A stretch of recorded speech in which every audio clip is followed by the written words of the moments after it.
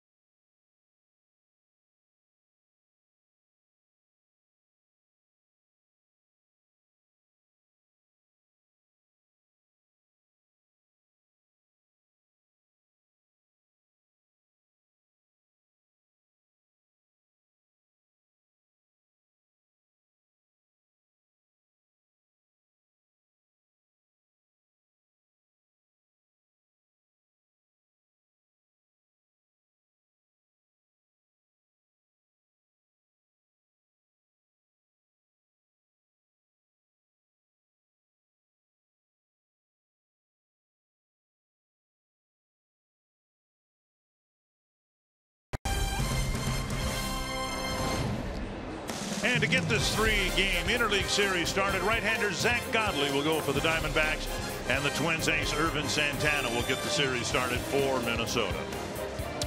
When Ron Gardenhire was dismissed after the 2014 season, the assumption and the hope for many of us was that he would hook up with another team, be back in uniform. He sat out for a couple of years and was able to rejoin the Diamondbacks. Now, he's had some health issues to deal with, but he's battled those successfully. He was an icon for the Twins. 6 times his teams made it to the postseason, of course never making it to the World Series, but a very popular representative of the Twins on the field and off. Great in the community. And so it is with a smile on our faces that we welcome Ron Gardenhire back to the game as we welcome him to Minnesota. And here is Adam Abrams. Challenge invites MLB fans to pledge a donation for every home run hit or strikeout through Father's Day. Fans may also choose to make a one-time donation The Twins have been supporters of this campaign for almost 20 years. Since the inception of the Home Run Challenge in 1997, the initiative has raised more than $47 million for prostate cancer research. Once again this year, the Twins pledged $10,000 per home run and $1,000 per strikeout during the Home Run Challenge. 2017 was a record-setting year for the Twins and the Prostate Cancer Foundation. In 2017, we are proud to make this contribution on behalf of someone near and dear to the Twins family. He called Minnesota and the Twins clubhouse home for almost 25 years as a coach, manager, and member of the front office. And he won 6 division titles as a skipper. Please direct your attention to the video board.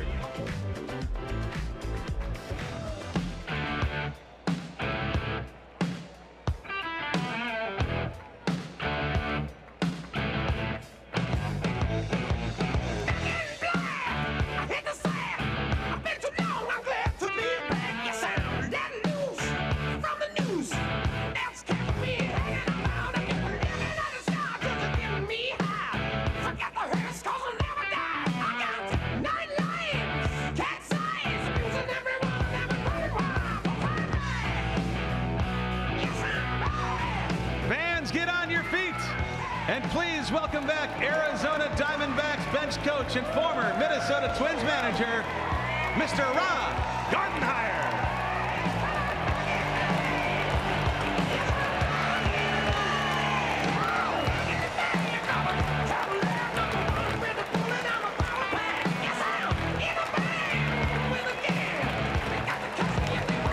Gardy served this community that he called home through his work with charities, the military and veterans, and the ALS Association, as well as the Prostate Cancer Foundation. Shortly after joining the Arizona Diamondbacks as a bench coach, Gardy was diagnosed with prostate cancer. He was well aware of the effects of the disease and work being done to combat the cancer. After working with the Prostate Cancer Foundation on their home run challenge for many years when he was with the Twins. Ron Gardenhire will now accept the donation of $180,000 on behalf of the Prostate Cancer Foundation from the Minnesota Twins. Presenting the check, Twins CEO and President Dave St. Peter. Thank you, Gardy, and thank you, Prostate Cancer Foundation, for all you do in the fight against prostate cancer. For more information on how you can help, please go to pcf.org. And although the Arizona uniforms are the ugliest uniforms in baseball, Gardy looks good in them. It's good to see a good baseball man back in the big leagues. Well, like you mentioned, Gardy, when he left here, he was out of baseball for a couple of years. He had the prostate cancer. He dealt with it, and it's good to see Gardy back in a major league uniform. And true to form, I guess, he's got a team that looks to be ready for the playoffs, if not a division championship. Looks like the Diamondbacks are good enough to get in as a wild card team. Well, it comes down to pitching. They have the best earned run average as a ball club in the American League. Only LA Dodgers have a better pitching staff. So we saw that with the Cleveland Indians. It's going to be up to the offense of the Twins to hopefully get some runs. But offensively, Goldsmith is a guy that you want to keep off the bases because this guy has a lot of power. So it'll be an interesting 3-game series against the Diamondbacks. Last time they were here in 2014, the Twins won 2 of 3. So the Twins will be facing a really good pitching staff in this 3-game series. They'd like to finish a winning homestand here. They'll need to do awfully well, and they've got their ace on the mound, Irvin Santana, and he's done pretty well here in the month of August. Yeah, over his last 3 starts, he's 1-0, very good 2.0 ERA. But you see Santana, he's 3-0 against the Diamondbacks in 4 starts, 2 of them coming with the Angels, 2 of them with the Braves. 3-0, 1.22 earned run average. So hopefully that success will carry in a Twins uniform. Diamondbacks might make the National League playoffs as a wild card team. The Twins have hopes of doing the very same thing. Miguel Sano and company opening up a series with the Diamondbacks when we come back.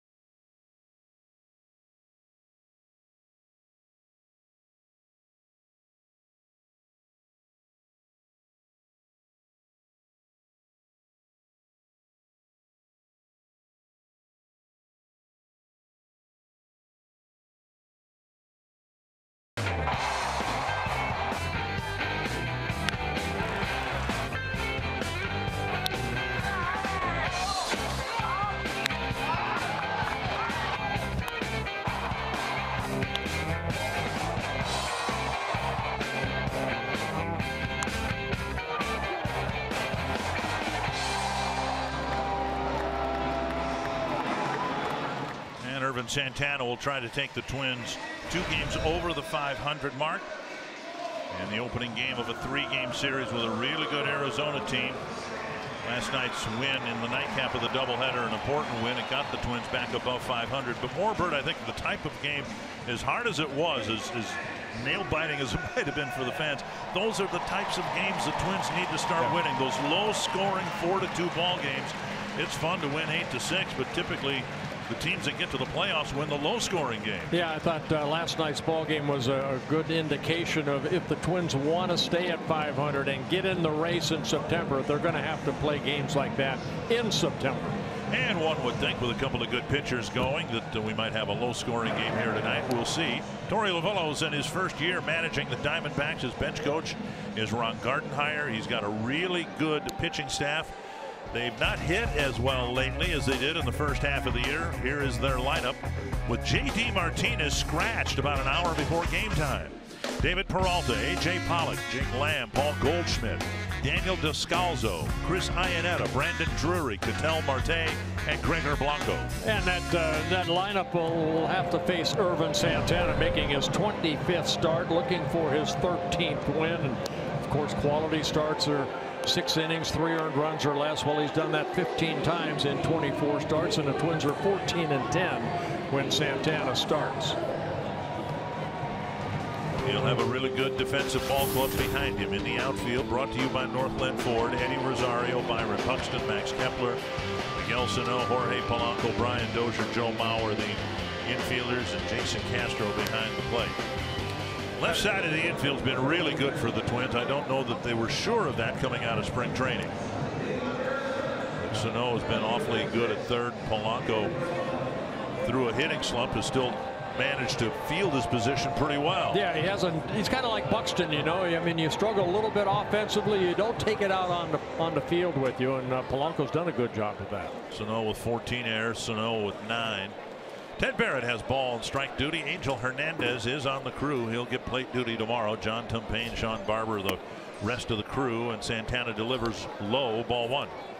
Of course, with the interleague play, Santana has a lot of interleague starts, and this is his 5th against the Arizona Diamondbacks, dating back to 2006 when he was with the Angels. So very good numbers in his career, 3-0 in 4 starts, 1.23 ERA. But a lot of different faces, of course. And a hard ground ball past Sano. Rosario will get to it, and Peralta will be held to a single. A leadoff hit against Irvin Santana. That'll bring up A.J. Pollock. Yeah, Peralta just kind of reaching out, and Sano playing off the line. The ball between he and the third base bag in the left field. Diamondbacks hitting .255 as a ball club. That's 7th best in the National League. Pollock, the batter. Pollock was originally in the lineup as a designated hitter, but then when J.D. Martinez was scratched with some flu-like symptoms, Pollock with a wild swing, Pollock moved into center field. Now, Jake Lamb and Paul Goldschmidt, those are the 1-2 punch for the Arizona Diamondbacks. Those are the guys that have knocked in over 90 runs so far this year. So Peralta, Pollock, they're the table setters. That's why they have 90-some runs batted in. So you got to keep those guys off the bases. And Santana on the mound. He's had 6 double plays turned behind him this year, which you think is a low number, but you have to remember then that, you know, opponents are only hitting .218 against him. Walk per every 3 innings pitched. It's not like he's had a lot of innings with a lot of men on base. 1 strike. Dribbled, and Sano will have to hurry. Barehanding, firing, got him. Good play by Miguel Sano. That looked like a swinging bunt single all the way. Oh, Dick, we were just, you know, giving credit to that left side of the infield, and Sano, of course, last year started in right field. He wants to be one of the best third basemen in the game, and he has shown this over and over how he can come in and field that ball barehanded and then able to get something on his throw. Well, Pollock gets down that line very quickly, and it's a bang play, but what a great play by Sano. Jake Lamb, the Arizona third baseman.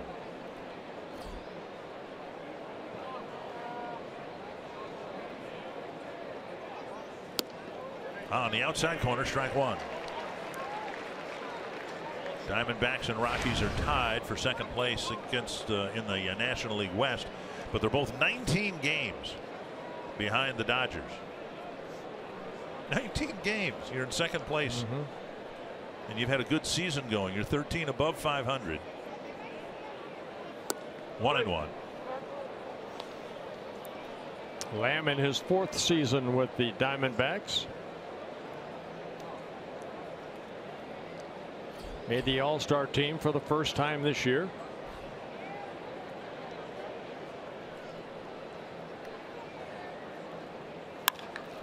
Line drive and a base hit to center. Buxton charges. Rounding third is Peralta. They're going to wave him around. Buxton's throw way off line, and it's 1-0. And now the ball gets away, and Santana throwing to second, not in time. Buxton's throw 30 feet off line from home plate, and Castro knocked it down, but the ball rolled away from him. It's 1-0 Arizona. Well, Lamb picking up an RBI, his 94th of the year. And there should be an error on the play to allow Lamb to go from first to second, and it will be Buxton getting the error out in center field. You see that throw off line. Castro tried to knock it down, got away from him, and Lamb scooted to second. I would guess error on Buxton since the throw was so far off line. 1-0, a runner at second, and now Goldschmidt. Give Lamb an RBI. Goldschmidt 0 for 8 with 3 strikeouts against Irvin Santana. And Santana clips the corner.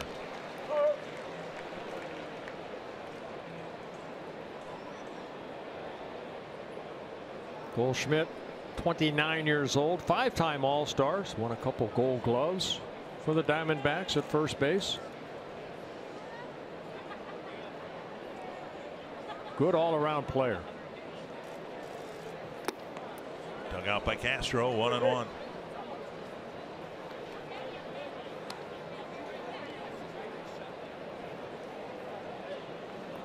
Lamb at second after the single in the air. Well, last time Santana faced the Diamondbacks was in July, actually July 4th of 2014 when he was with the Braves.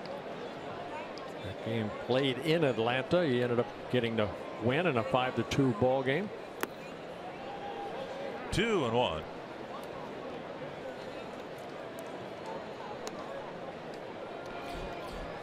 When Santana made his last start in Detroit, the Tigers scored as many unearned runs as earned runs. Same too when he pitched against the Brewers here. 2 earned runs, 2 unearned runs in each start. There were some errors in the Brewers start. Chris Jimenez, his catcher, had a terrible time. The ball hit hard to right center field. That'll make it 2-0. Goldschmidt with a solid single to right, scoring Lamb from second. And we don't know yet whether that second run will be earned or unearned. Schmote, Goldschmidt picking up his 96th run batted in. So it's a quick 2-0 lead for the D-backs. Slider stayed middle down. And the ball taken the other way. And Lamb scoring from second. 3 singles in the first 4 at bats, and now Descalzo. Talking about Santana in his last start in 1 inning. Chris Jimenez had a wild pitch go right between his legs and 3 passed balls in 1 inning. It just was a messy game, but the Twins found a way to win it and take the series at Comerica Park. 1-0.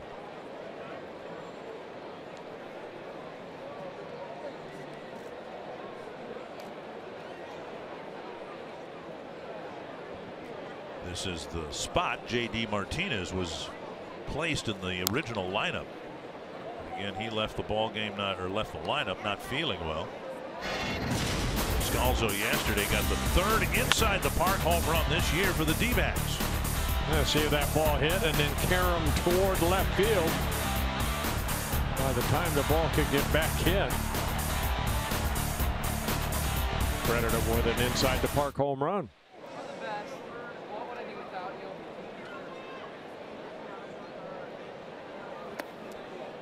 Missing low, 2-1.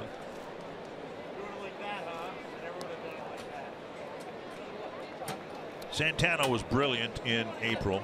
5 starts, an ERA of 0.77. He was very good in May. 6 starts, an ERA of 2.57. June wasn't very good, an ERA of over 6. July wasn't much better, an ERA of 4.68. High fly center field. Buxton drifting back.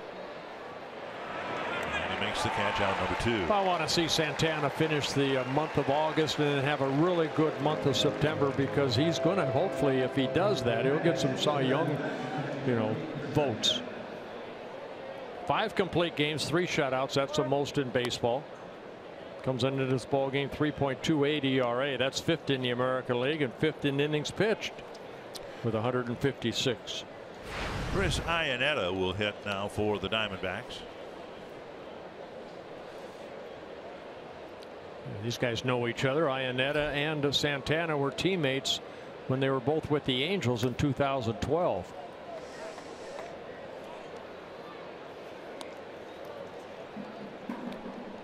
One and 0.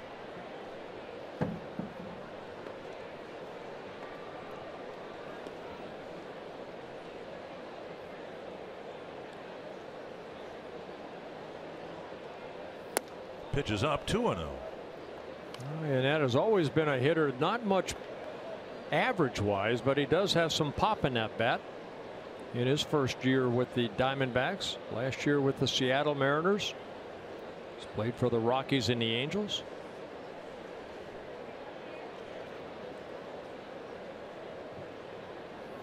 Check swing and a strike. 2-1 on the breaking ball.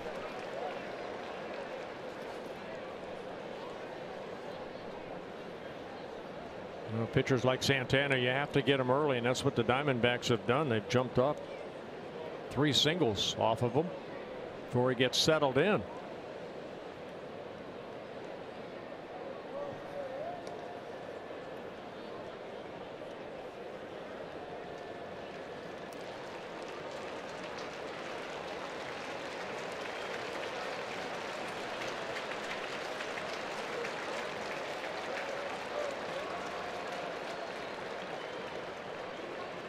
Two and 1. The Arizona catcher. 3-1. 2 runs on the board. They're one story, but now more than 20 pitches thrown in the first inning. That's another story for Irvin Santana.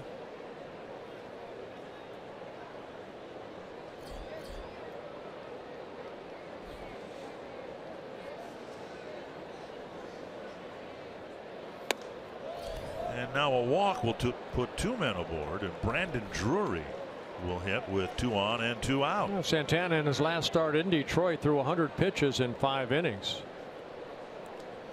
Sano coming in to say a few words to Santana.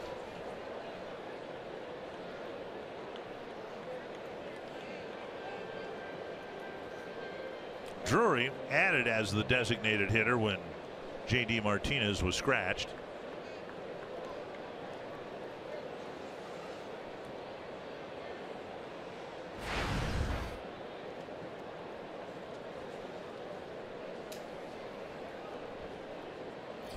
Drury just 24 years old in his 3rd season with the Diamondbacks. And a first pitch strike.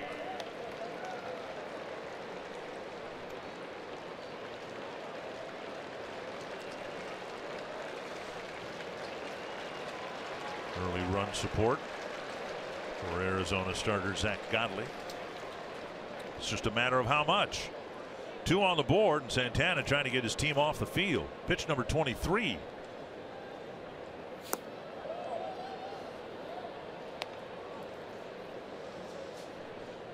"12 strikes. And we've seen Santana usually with a strike percentage when things are going well, 65 or above. Right now it's at 52%.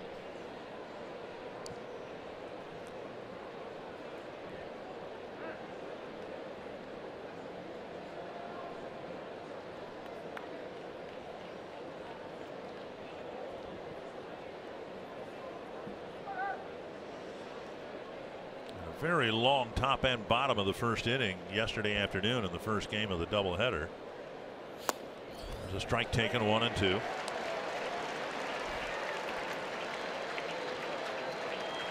And let's hope that the bottom half is as long as the top half tonight. Yeah, game one in the first inning for both pitchers, total of 70 pitches.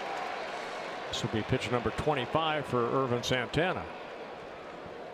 1-2 to Drury. 2-2 as he laid off the breaking ball. Drury saw the numbers pretty good. 271 team or a batting average, 9 home runs, 48 runs batted in. Fans trying to encourage Santana to end the top of the first.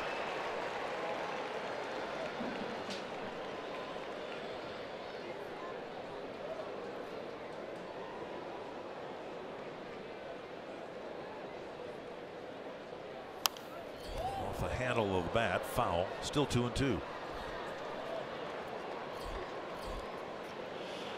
You can see total 26, not Santana like.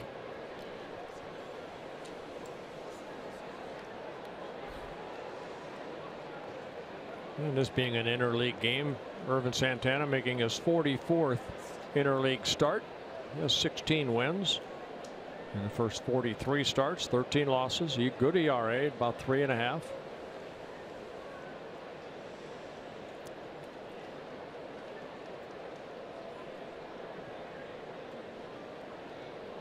Well, it almost looks like he and Castro not on the same page. Santana not one to much shake off, just kind of staring as Castro's going through a new set of signs. Runner at second, of course, there's more than one sign or one finger put down, and now Castro's going to go out and see what Santana's thinking.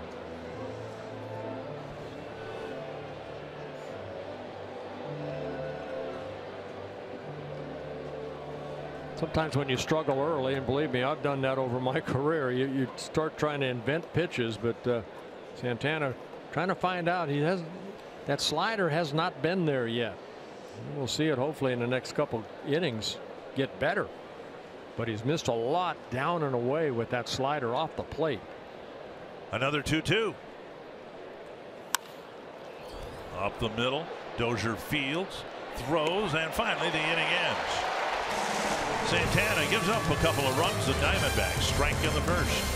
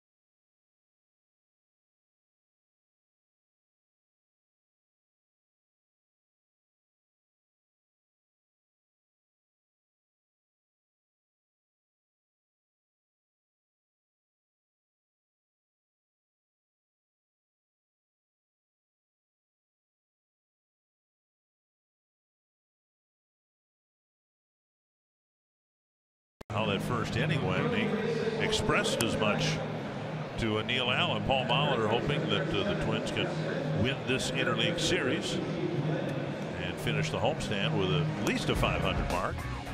Menard's batting order has Brian Dozier, Max Kepler, then Joe Mauer, Miguel Sano, Eddie Rosario, Eduardo Escobar, Byron Buxton, Jorge Polanco, and Jason Castro.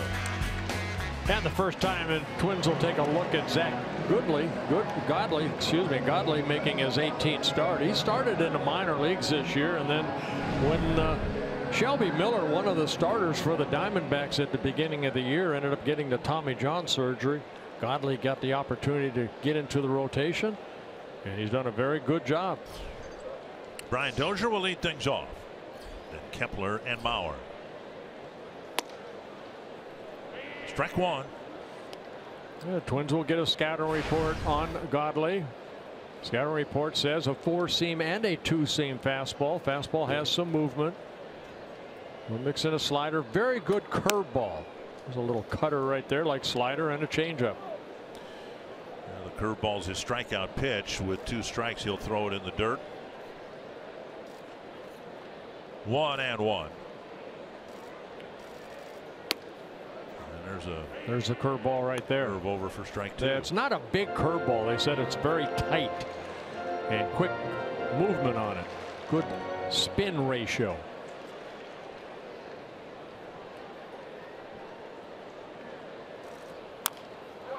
And you saw it there. A little bit quicker breaking ball. Tap foul, 1-2. Yeah, Godley, 27 years old. Making his 18th start, and 11 of his first 17 starts quality starts. Yeah, he's pitched well as of late. Off the plate, 2-2. His last 4 starts, he's 2-1 with a 1.78 earned run average. Just 111 major league innings before this year. 2-2. And now up and in, and it's a full count. Well, 34 walks, 1 intentional, and 107 innings pitched coming into this ball game. That's not bad. Full count to Dozier. Godley had him 0-2. And he got him with a breaking ball. There's the curveball right there. That's his 110th strikeout in 107 innings pitched. So a 3-2 curveball showing everybody early on that, you know what, I have as much confidence in this pitch than I do in a 3-2 fastball. That sends a message, believe me, down the bench if you're watching. Here's Kepler. Outside, ball 1.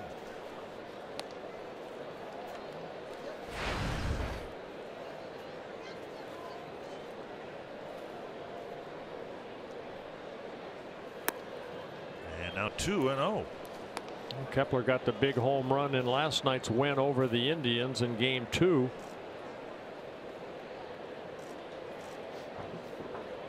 Put the Twins up 3-2. They ended up winning 4-2. 3-0 with Mauer on deck.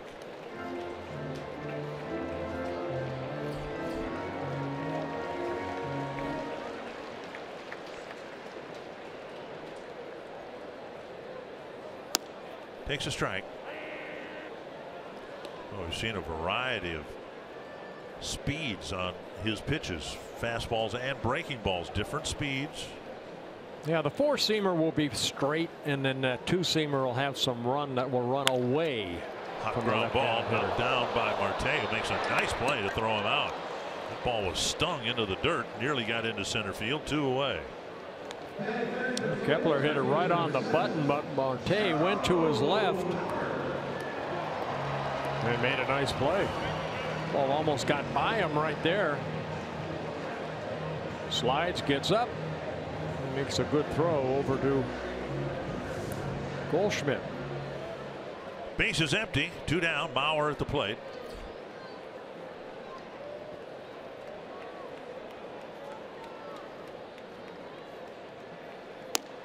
And strike 1.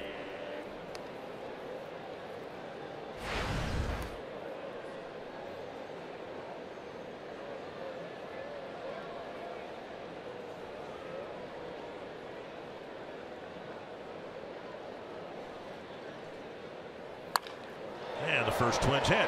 Bauer pulling a 92-mile-per-hour fastball for a 2-out single, and that'll get Sano to the plate. Well, interleague play, Joe, of course, has a lot of at-bats in interleague play. That was his 819th at-bat, and he's a .318 hitter coming into that at-bat. So He has continued to do well in interleague play. Check out the Diamondbacks in the field. Brought to you by Northland Ford. Peralta in left, Blanco in center. Excuse me, Peralta in right, Pollock in center, Blanco in left. Lamb, Marte, Descalso, Goldschmidt, and Iannetta behind the plate. And now the big man, Miguel Sano.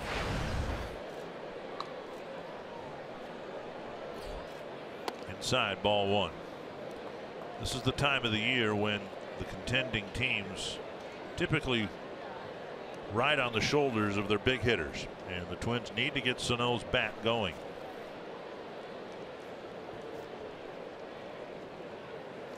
Inside again, 2-0.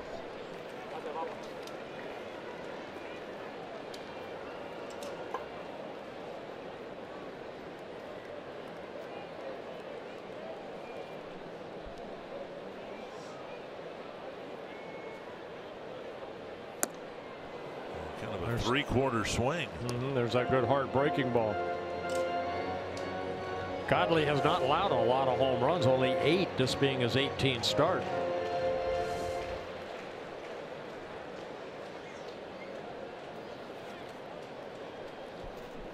Two and one.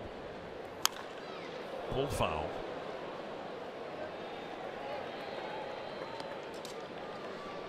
And now it's 2-2.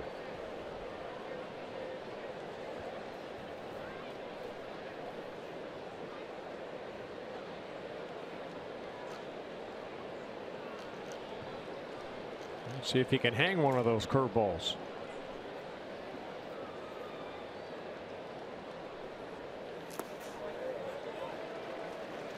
3-2. Schmidt looking in the dugout, wondering where Diamondbacks want him to play. It looks like he'll play behind the runner Mauer. Mauer will take off early. All right, threw Dozier a 3-2 curveball. Let's see if he goes back to it. Of course, Miguel has had trouble with that breaking ball. Off the plate, he walked him, and that'll bring up Rosario. 2 on, 2 out for the Twin slugger. And tonight's State Farm combination, the outfielders Rosario and Buxton both doing well over the last week or so. Rosario, of course, last week's American League Player of the Week.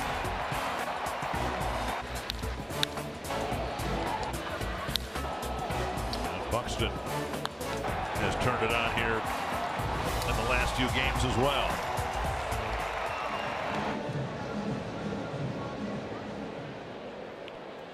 Rosario, for just an at bat, maybe 2, had his batting average over the 300 mark yesterday, but now it's at 297.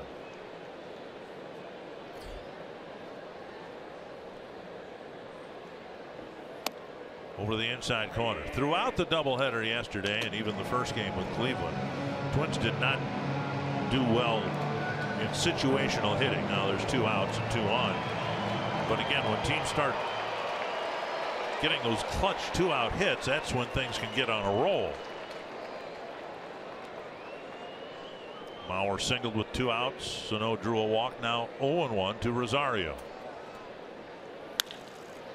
Ground ball hit right at Descalso, and that will wrap it up. The Diamondbacks get to the Twins lead 2 in the first inning.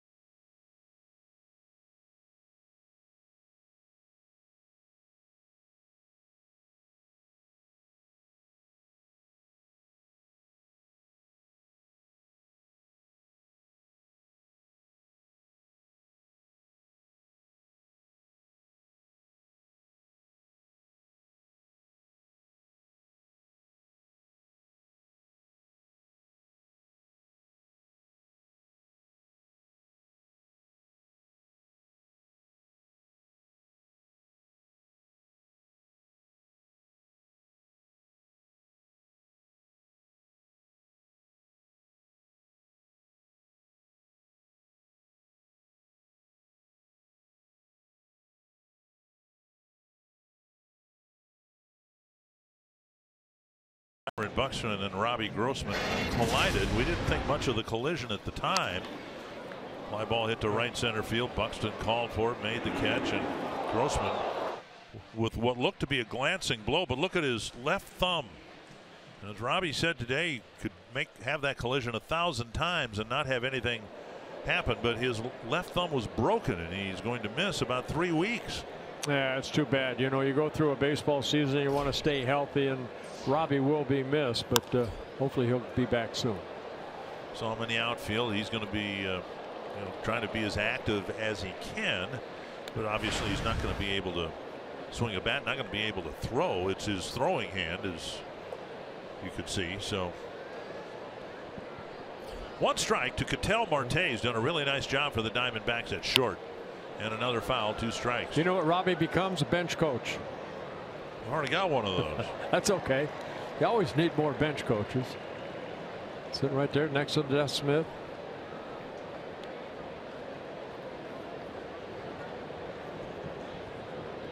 Two strikes to Marte, then the number 9 batter Blanco, then back to the top of the order, and David Peralta on the outside corner. Hazard a guess as to what was bugging Irvin Santana after the first inning, because he's come out, pounded the strike zone here early in the second inning and gotten a quick strikeout. You can see right there they wanted that ball up a little bit, and it's up out over the plate, outer half, but it's a called 3rd strike. Santana picking up his first. 1 down, and now Gregor Blanco.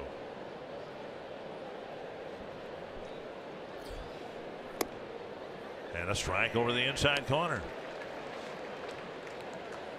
Santana threw 27 pitches in the first inning and only 14 strikes. 15 strikes, I should say. And now his first 4 in the second inning are in the strike zone. 1-1. Well, he didn't have control of that slider early on, so now he seems to be throwing more fastballs. There's a changeup right here. Dozier skitters to his right, makes the play. 2 down. And now let's go to Andre Martin. Guys, it's time for our Car Soup scoop from the clubhouse. The Twins have recalled Mitch Garver from AAA to take Robbie Grossman's spot on the roster. He's primarily a catcher, but Paul Molitor says they likely won't use him behind the plate, but wouldn't hesitate to put him out in left field, where he did have 18 games down in AAA.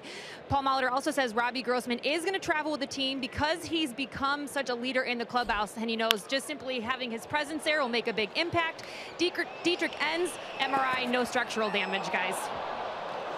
David Peralta to the opposite field. He singled down the left field line in his first inning at bat and scored, and this one he lofted just over the wall in left, and it's 3-0. Yeah, Peralta with his 13th home run of the year, taking that ball the other way.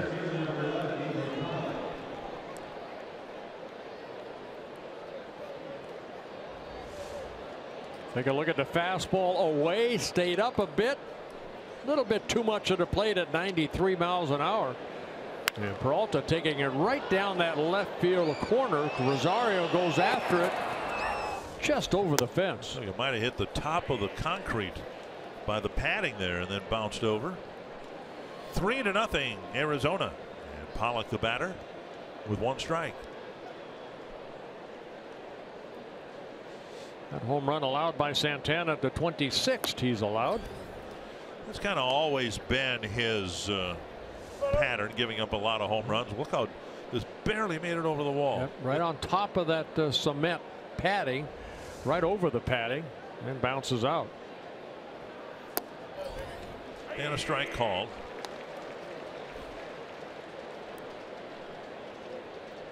Santana one year gave up 39 home runs in 2012. What's wrong with that?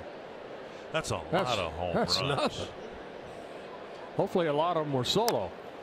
Dribbled up the line, let it go foul. And Santana kicks it just as it crosses the line. Now, he gave up 39 home runs in 178 innings.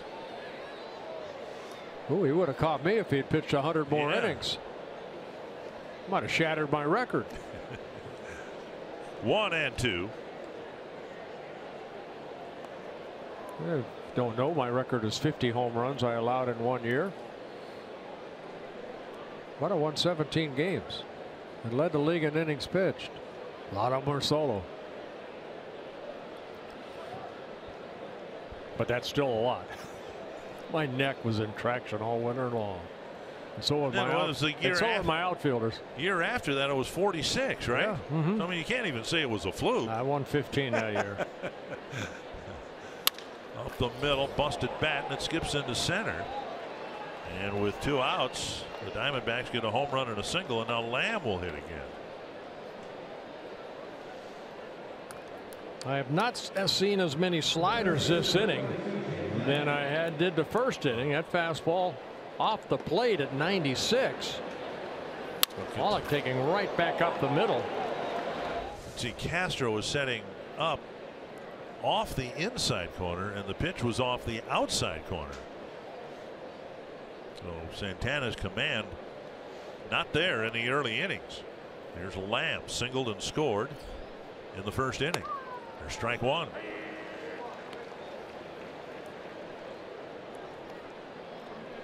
Lamb singled to center. Buxton uncorked a wild throw. Then there was a single and a deep enough fly ball to, I believe, rule the first 2 runs as earned runs. And obviously the run here in the second is an earned run. Taken low, 1-1. Fastball and the changeup. Twins have not fared too well against the National League West. Lost all their games to the Dodgers. Who hasn't? Yeah, that's true. 2 out of 3 to the Rockies here early in the season. Split with the Padres. Have 2 more with the Padres coming up here in Minnesota. They swept the Brewers. That's been the highlight of the interleague schedule so far. Yeah, Twins are 8-7 in interleague play. Diamondbacks are 11-3.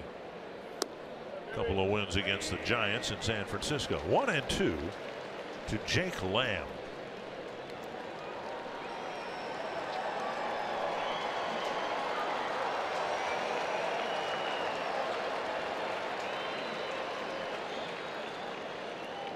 Nice crowd here tonight, getting the Rod Carew bobblehead.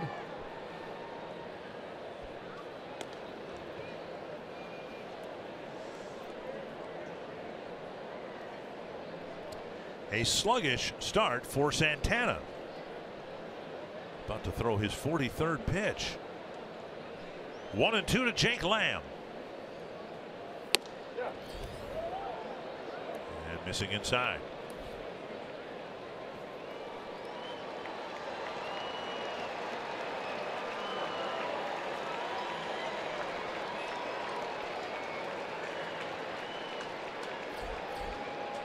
Diamondbacks struggling to score runs as of late, but they've got 3 up early against Santana.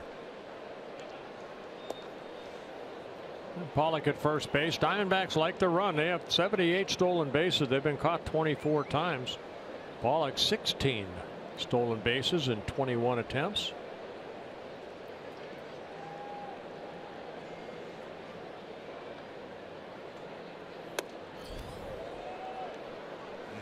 Full count. Have you seen a slider yet this inning? You're right. I don't know that. I think it's just fastball and changeup so far. And in that first inning, a slider. Yeah, he was able to get strike 1 over on a couple pitches, hitters on slider, but then couldn't put him away.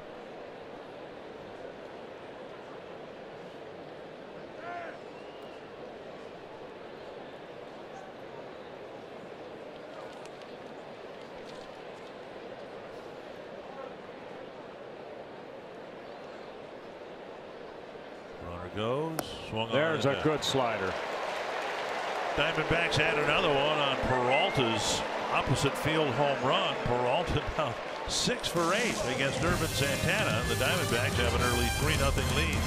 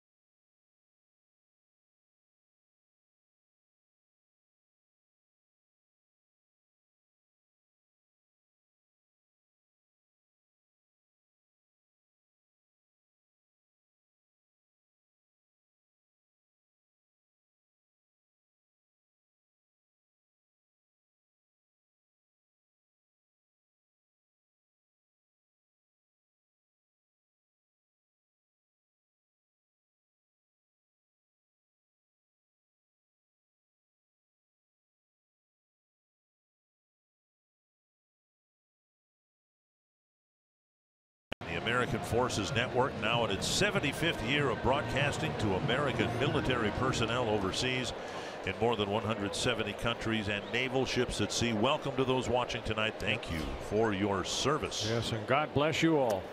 Eduardo Escobar. Ball one. Escobar had to do a little dance to get out of the way of that fastball, down and in. Escobar, the designated hitter again. A spot where we expect to see Mitch Garver in the Twins lineups to come. Garver called up with Robbie Grossman going on the disabled list by trade. Garver, a catcher, played some college outfield in college and played 14 games there for Rochester this year. Also a little bit of first base. 1-2 to Escobar.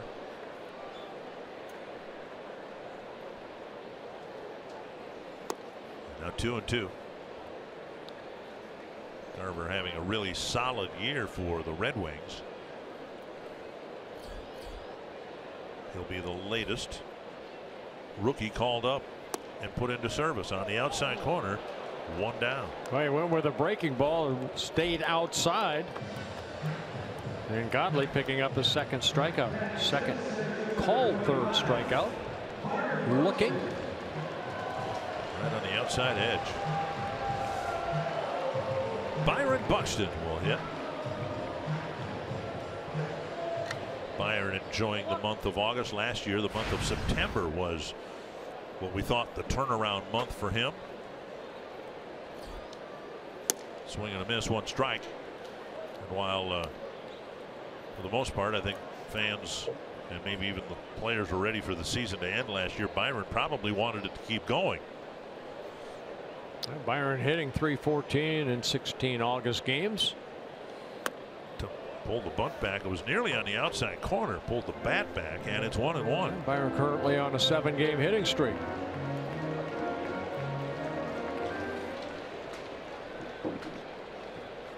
One and one. Off the plate, 2-1.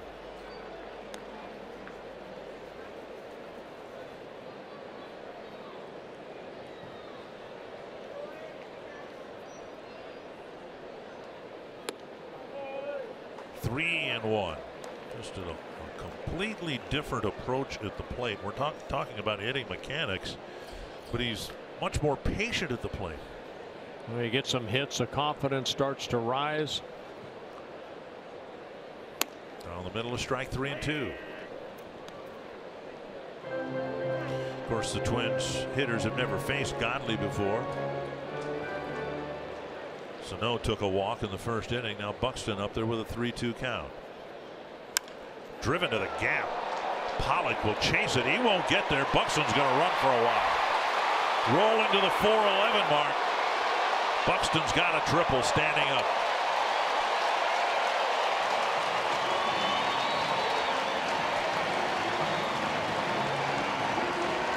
You know, Dick, I know fans like to see the home run, but I tell you what, triples are a rarity.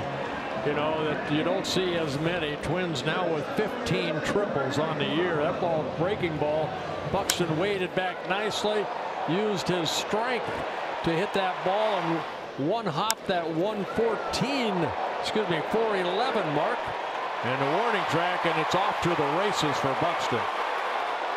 And he's at third with one down.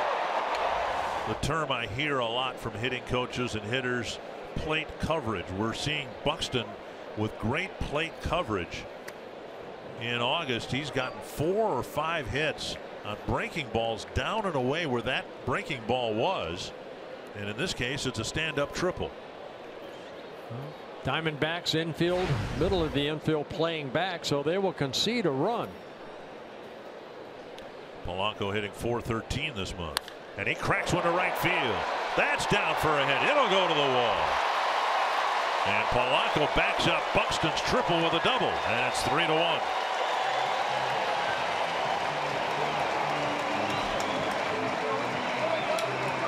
One thing we have seen from Polanco, very quick bat, very quick hands. That ball left up right there, and boy, did he turn on it. His 20th double of the year. Ball left up about letter high, and Polanco turned on it. That double. Driving in his 39th run, and it's a 3-1 ball game.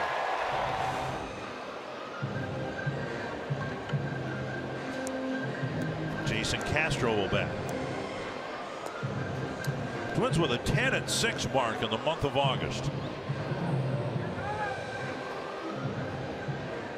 They'd like to make it their best month of the season. Wouldn't take that much, to be perfectly frank. 12-11 in April, 14-12 in May, and a couple of losing months in June and July. Castro takes strike one. 8 plate appearances. The Twins have 3 hits and a walk.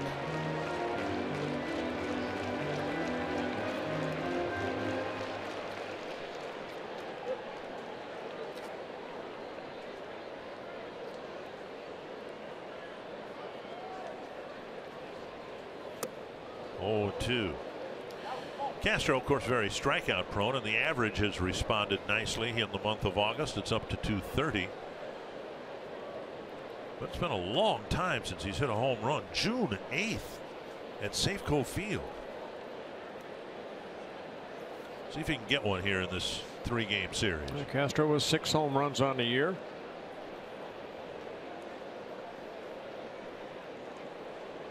Godley ahead in the count, 0-2.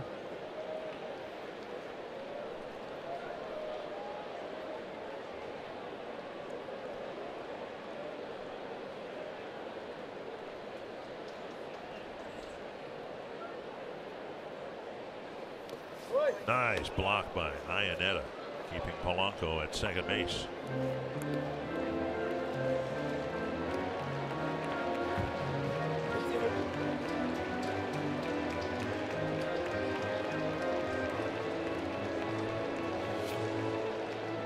Hit to the outfield, should score the second run of the inning.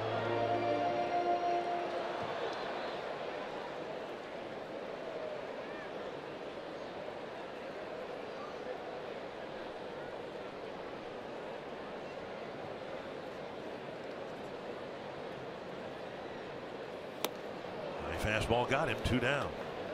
And strikeout number 3 for Godley. Join Michael Cuddyer, Andy MacPhail, and other Twins Hall of Famers at the Hall of Fame breakfast Saturday. The event will include a retrospective program featuring Michael Cuddyer and Andy MacPhail, as well as a Q&A session and autographs with the 2017 Twins Hall of Fame inductees. To learn more, register today. Visit twinsbaseball.com/breakfast. You'll be there, right? Be there, yeah. I know Torrey Hunter will be there. Bright and early. Jim Perry is there. Jim Perry's here. Brad Good to see Radke's him. here. Yeah. Rick Aguilera. John Gordon. Jim Rantz. Those are swings and misses. Tomorrow, Cuddyer will be inducted into the Hall of Fame pregame ceremony that will carry live, and then Sunday afternoon, Andy MacPhail will be inducted into the Hall of Fame, and we'll carry that ceremony as well. And Tony Oliva will be there. 1 strike, and by extension, Rod Carew. Tom Kelly. Breaking ball, another swing and a miss, and Dozier's behind in the count, 0-2. Struck out looking his first time up. Yeah, got a 3-2 curveball from Godley.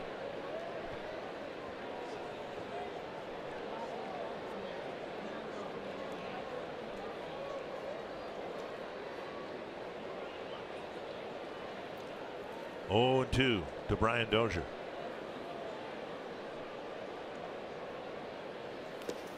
Another nice block by Iannetta. Iannetta's always been a very good defensive catcher. Takes a lot of pride in what he's doing, as Jason Castro does. Any catcher. Take a lot of pride in handling a pitching staff.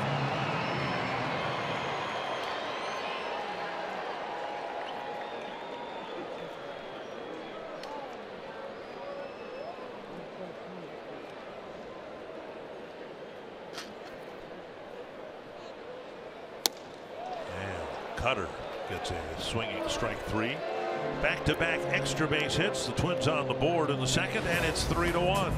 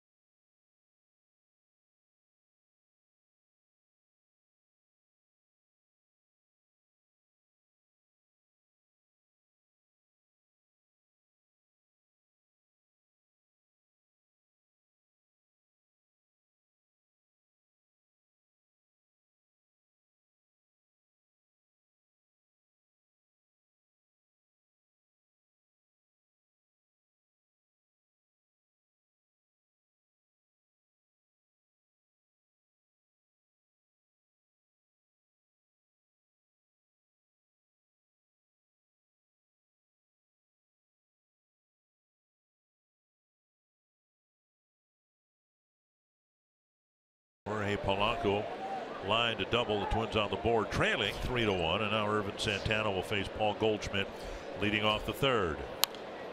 Pitch fouled back. Irvin would like a quick inning here. That was pitch number 46, trying to get the first out.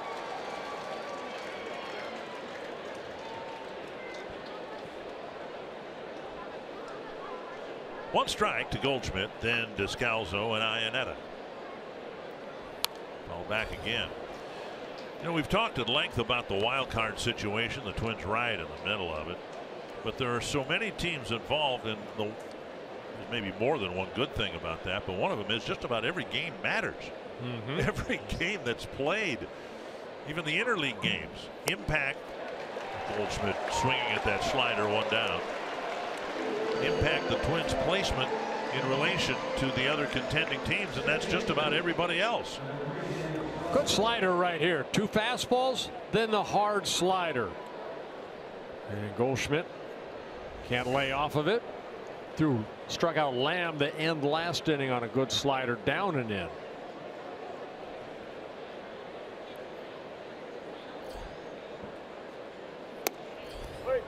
Inside, ball one. Descalso hit a fly ball to Buxton his first time up.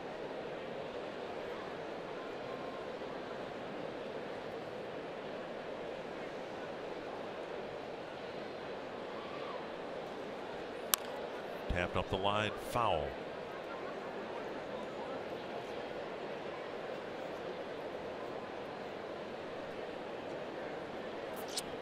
He's wearing a different jersey, but it's good to see Ron Gardenhire back in the game. He's lost over 40 pounds in advance of the surgery he had for prostate cancer in the spring.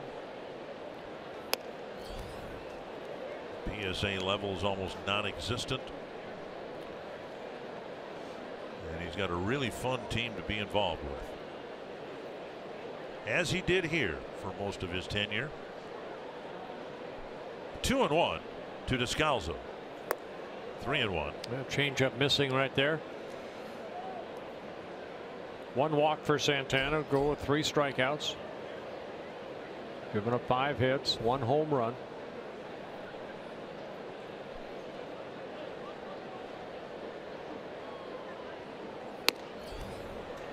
Crackling 95-mile-per-hour fastball. 3-2.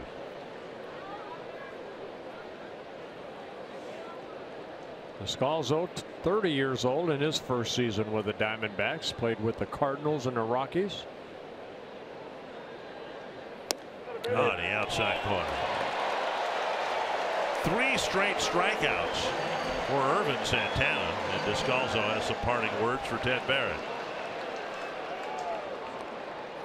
Well, the 3-1 fastball away. So Santana going back out with a breaking ball that flips the corner.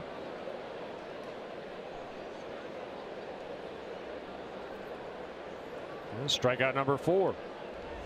Iannetta drew a walk his first time up.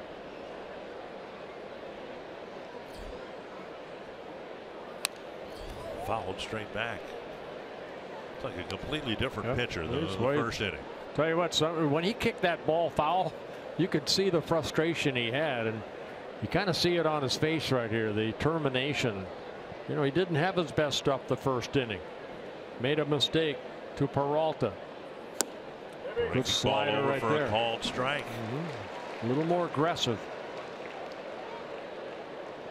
4 of the last 5 outs since the first inning have been via strikeout. You know, sometimes guys get angry and you see them blow up, or sometimes you get angry and you makes yourself better. Get it in there. Tried that little cutter inside. Got to be able to control it. Santana's been around the game a long time. This is his 368th major league start.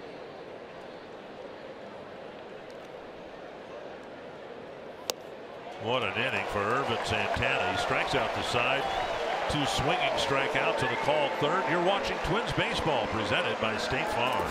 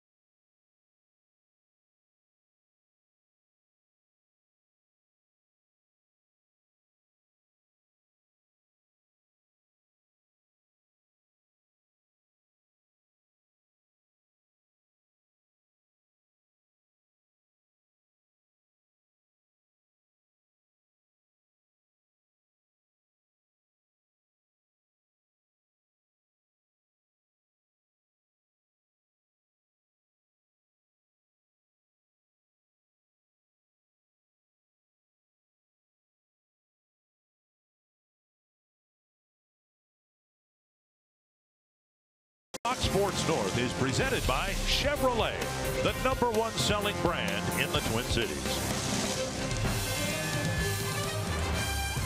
Intently focused, Irvin Santana has settled down after a rough first inning. Twins down a couple, and Max Kepler will lead off the third. A high blast to right center field.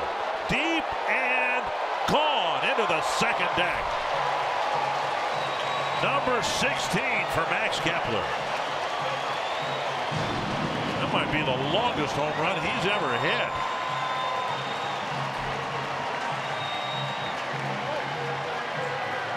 Nice crowd here acknowledging that home run by Kepler. Jumped on that first pitch and gave it a ride. High fastball at 91. And it went out about 110. That's a poke. 3-2, and now Joe Mauer pulled a single to right his first time up.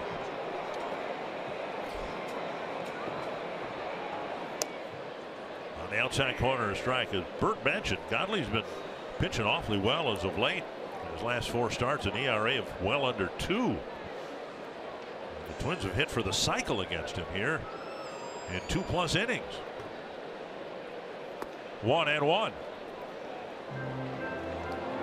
Well, he came into the ball game. Opponents hitting only 204 off of them. Left-handers 189, right-handers 217. Given up 4 hits so far, a couple runs. 440 feet, exit velocity of 105. Now in the dirt, and it's 2-1. Kepler's homered in back-to-back games, and number 16 tonight. With a good little run here in the last 6 weeks. You can see him in the 23 to 25 home run range in his first full year in the big leagues. Up the line, foul. 2-2. Twins a game out of the second wild card slot. 3 things need to happen for them to get back into that position, the second wild card chair. They need to win, Kansas City needs to lose, and the Angels need to lose.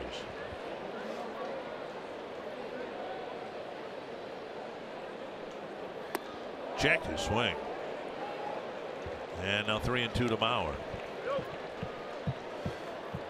Cleveland's leading Kansas City 5-1, bottom of the third, with Corey Kluber on the mound for the Indians. Jay Bruce with another home run.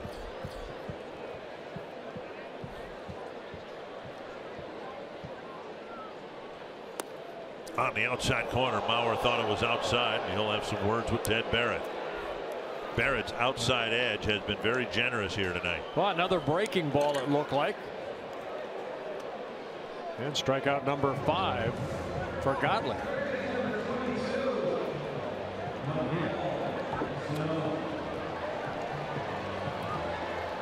A little cutter. And now Sano drew a walk his first time up.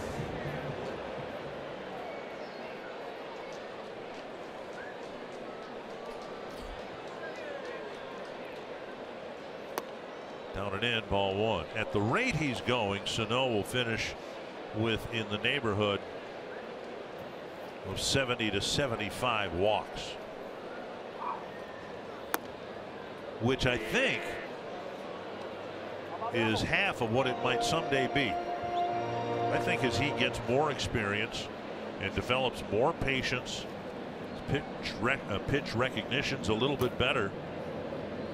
If he'll allow it to happen, I could see him regularly walking more than well over 100 times a year. Even when he walked in his first at bat, it was a 3-2 fastball that just missed out of half the plate that he took. Right off the end of the bat. So that was a good take right there that drew the walk in the first inning.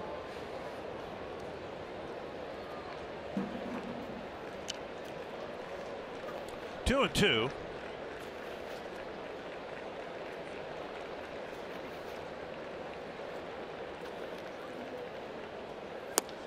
Come out. 2 down. And before Rosario's at bat, let's get the big story from Audra Martin.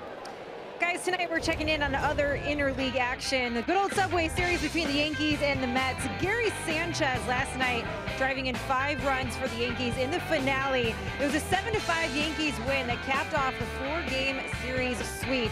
Believe it or not, that's just the second time the Yankees swept the Subway Series since interleague became a thing, which was 21 years ago. Yankees playing some good ball, still have that 3.5-game lead in the first wild card spot, guys.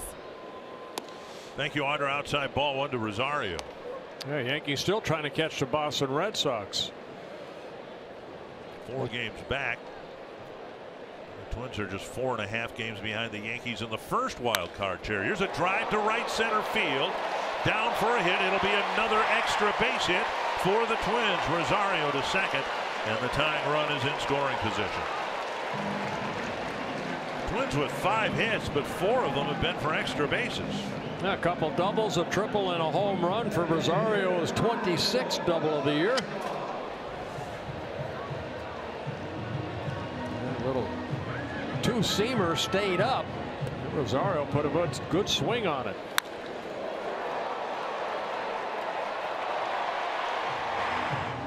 Escobar was called out on strikes his first time up.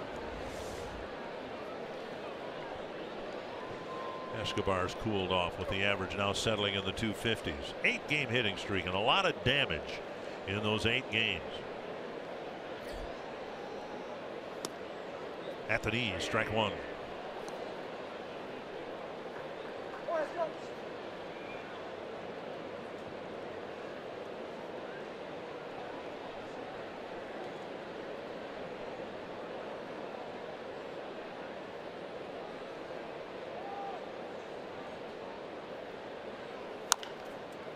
Two strikes. Jeff Smith lets it go by. Wants no part of that.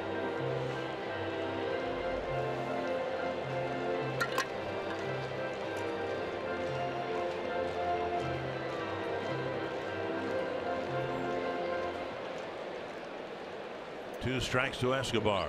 Former catcher Jeff Smith. In the dirt, the breaking ball gets him. The Twins get one, leave a runner at second with a 2-out double by Rosario, and it's a 3-2 game.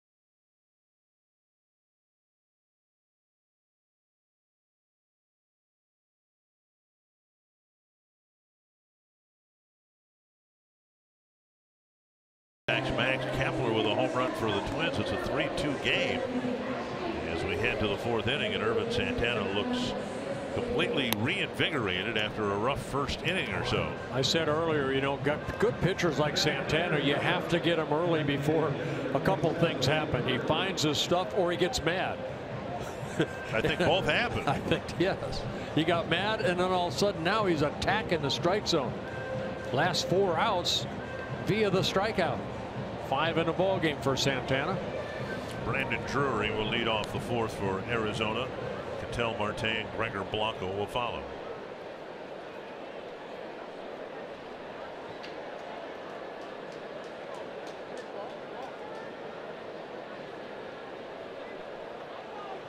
Drury hit a ground ball to Dozier, hit it up the middle. Bryan made a nice play behind the second base bag to end a 27 pitch first inning for Irvin Santana.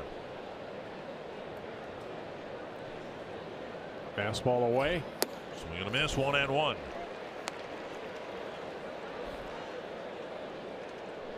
Santana with 12 wins on the year. ERA still among the league's best. He came in 5th in the American League with that 3.28 ERA. Foul back. And when he's thrown the fastball, now we've seen a few of them clocked today at 96. The gun here at Target Field might be one of the fairest in the American League. And we're seeing a lot of fouls back and not solid contact against that fastball, like it's got a little extra zip on it. I think when he gave up that home run to Peralta, something triggered. A little more aggressiveness. Takes a slider, 2-2. Slider, you know, his fastball sets up his very good slider. That's his strikeout pitch.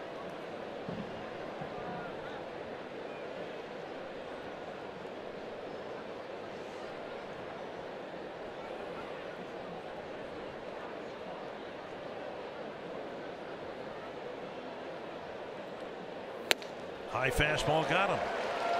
5 straight strikeouts for Irvin Santana. He didn't have a strikeout in the first inning, and he faced 7 batters. Yeah, Santana closing in on 1,900 strikeouts in his career, and he's pitched just over 2,300 innings. So good high fastball, something on it, over the swing, and strikeout number 6. Ketel Marte will bat with 1 away in the 4th inning. And a first pitch strike. Yeah, Marte was his first strikeout on 3 pitches in the 2nd inning.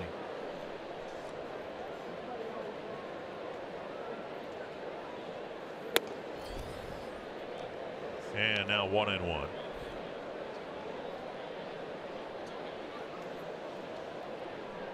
Marte called out on strikes. He was the first strikeout victim for Santana in the 2nd inning. To left center field.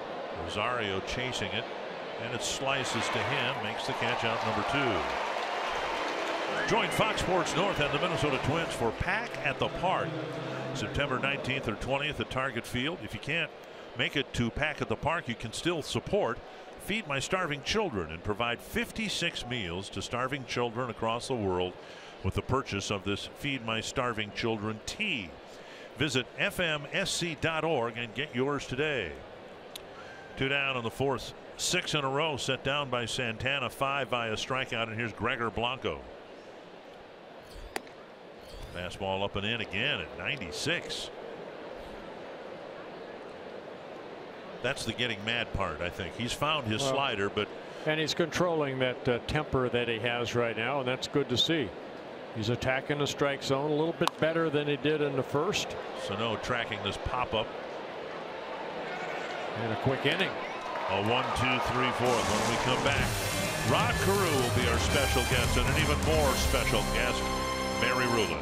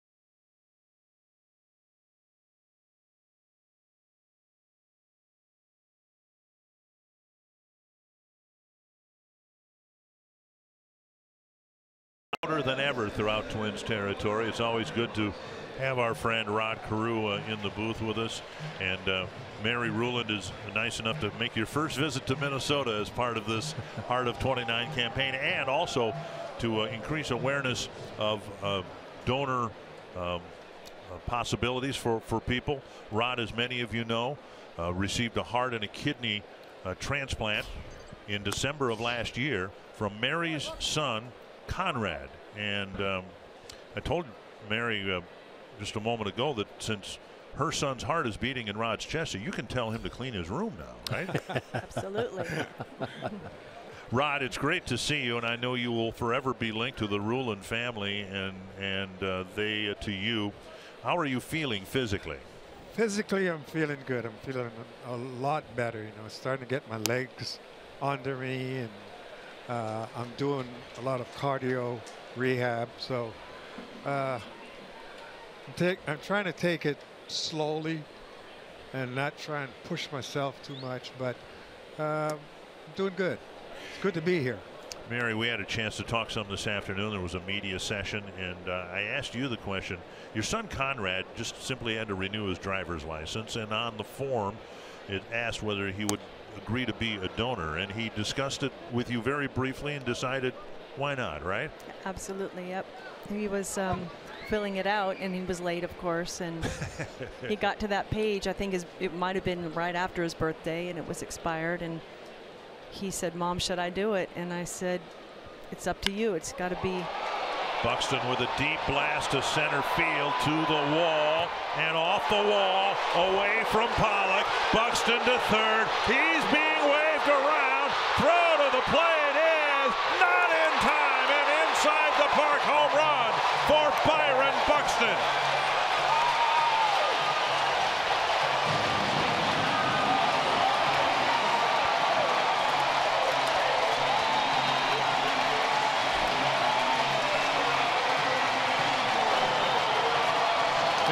Time Buxton was up, I said fans like triples. I think they like inside the park home runs even more. His second inside the park home run. He got one in Chicago on the final day of the year last year, and the game is remarkably tied. I'm so happy for him. Right, I know you've worked a lot of time and spent a lot of time with Byron Buxton, and I don't know, hopefully now something triggered and we're seeing the Byron Buxton everybody was hoping to see. Yeah, I think so. I think he's going to get better as time goes by, but he works hard at it. He likes to put the time in, and he likes to do good. Mary, I want to ask you a little bit about, of course, you're aware now of Rod's background, and you unfortunately each have something in common beyond Conrad's heart, but Rod lost a child, and you lost a child. And I'm wondering, as much as you've done for Rod through the donation of Conrad's organs, what Rod might have been able to do, or what he might be able to do for you still, having that common bond of the tragedy of losing a child. Yeah, it definitely is a tragedy. I'm hoping when we need it, we'll be able to lean on him and say, hey, how did you get through this? How did you get through that? So I'm hoping. I want to ask you both about, typically, as I understand it, they ask that time pass, a full year, I believe is what I've heard, before the donor's family reaches out to the recipients. But you didn't want to wait that long. I didn't have to wait that long. When we left Conrad, we specifically said we would like to meet the donor families if that's possible. But they said it has to be mutual, and they said, and you usually have to wait a year. And I said, well, whoever gets his heart better deserve it, because it was a good one. And we found out at Conrad's funeral, people were asking me, do you think it was Rod Carew? Do you think it was? And I said, what are you talking about? And I started doing research, and there was no way it wasn't. So I did call the donor company, and they confirmed it. It was such a wonderful moment that was captured on television. Rod bringing a stethoscope, and you were able to listen to Conrad's heart beating in Rod Carew's chest. Not only that, Dick, you know, she had tears in her eyes, but a smile, you know, a big smile. And I had to hold back because I thought I was going to break down. you know, but he's awesome. It's you know, we wanted to know, and I'm glad that we were able to know right away. And after Mary and Rhonda got together, now we're one big happy family.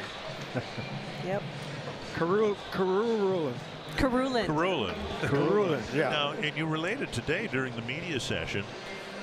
There are 2 other recipients of Conrad's vital organs, and there are 3 people walking around. Yes, and I don't know, countless who he's helped. I mean, I honestly think Conrad was up there and said, "This is who gets this," and and he chose Rod, and he chose this woman and the other gentleman.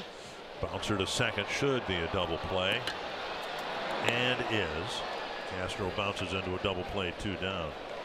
And you've not had the opportunity to contact those people yet, right?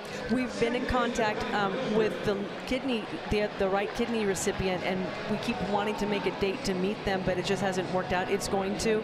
The liver recipient did write us a really nice letter thanking us and telling us that he says, you know, thanks my son every day and lights a candle and calls him his hero. God works in mysterious ways, does he not? Yeah. Does. Well, the notoriety that all of this has brought, and the nature of the fact that Conrad is alive in 3 different people, should encourage people to look into donating organs and being a donor, just based on the broad impact you can have. It's more than one person. It's way more. It's not just the people that receive it, it's their families and their friends, and it just keeps going on. The grandkids that they're going to get to see that would have never met their grandparent, and there's a ripple effect to all of it, and it's amazing, and it's a beautiful. When he checked that box, I was hoping I would never have to deal with it, but this is the way the big man upstairs, like he would call him, this is the way he wanted it. 2-1 to Brian Dozier, and a swing and a miss, 2-2. I thought you told an interesting anecdote, Rod, how before the surgery you didn't like the smell or taste of coffee. No. You know, even in spring training, I would take some tea, just a little bit, and put some cream in it, drink it. And now I'm drinking 3 cups a day. And that was Conrad's favorite drink, right? Cream, no sugar. God bless you both. Thank you. All right. Thank you both so much. Enjoy your weekend in Minnesota, Mary. Thank you.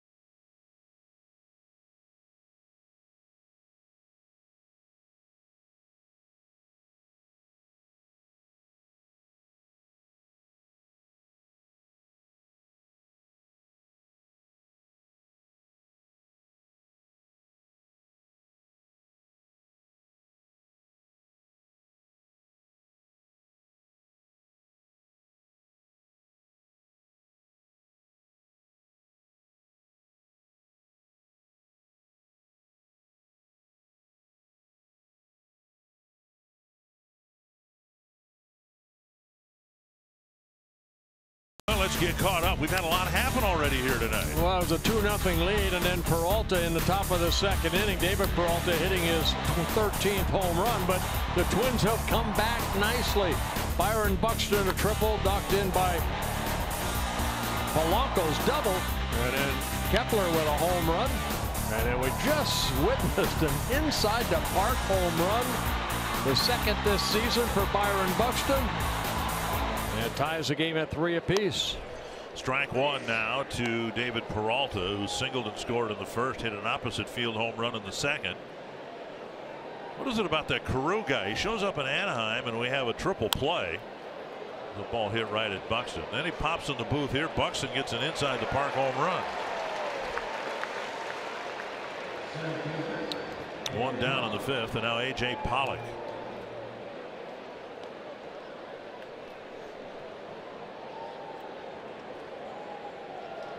Pollock with a ground ball to third and a single.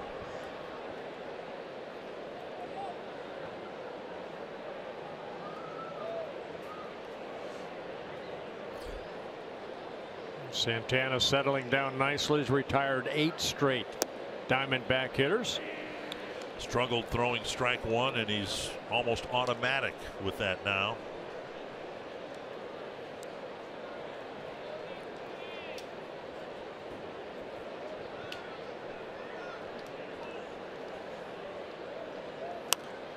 Flip foul over the Twins dugout. And that slider is a lot sharper, and it's more over the plate than it was in that first inning.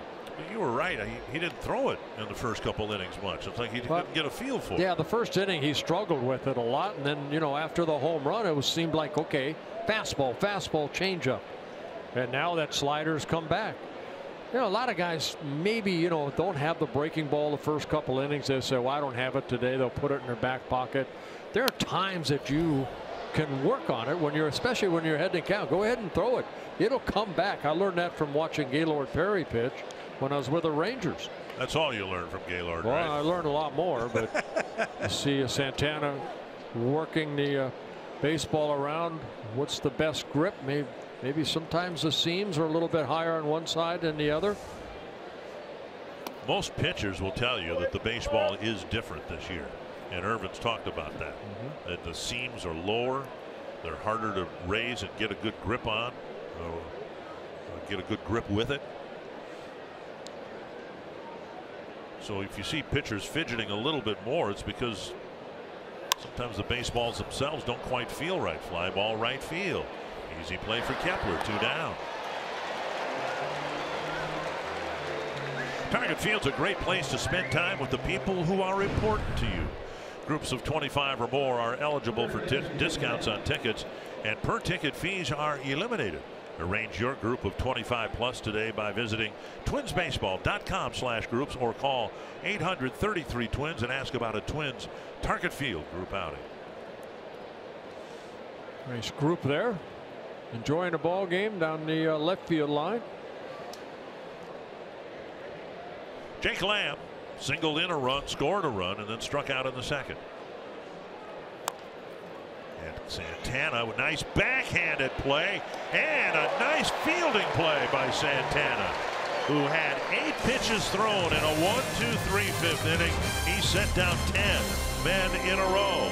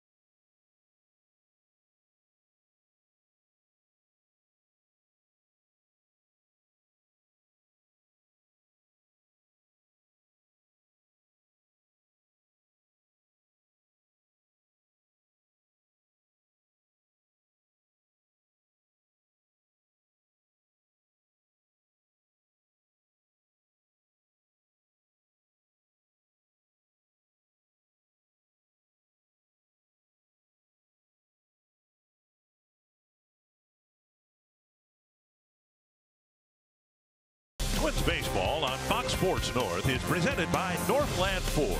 Visit buyfordnow.com and your local Northland Ford dealer today. By Grand Casino, the best stories start here. And by Menards. Save big money at Menards on all your home improvement needs. 3 apiece. Max Kepler, who homered his last time up, takes strike 1. They jumped on that first pitch from Godley on a fastball. This time he gets a breaking ball for strike 1. How'd you like to be Kepler? You absolutely smoke a home run 440 feet into the second deck. And the one everybody's going to talk about is the Buxton home run that never left the ballpark. Outside, 2-1.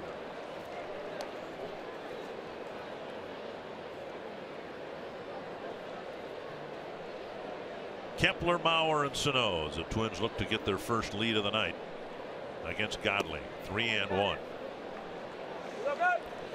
Twins fell behind 3-0. Couple of extra base hits, got a run in the second. Kepler's home run got him a run in the third, and then Buxton led off the fourth with an inside the park home run.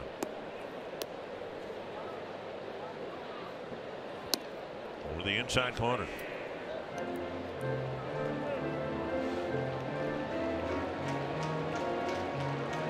Santana still focused. Full count to Max Kepler. Fouled off a leg.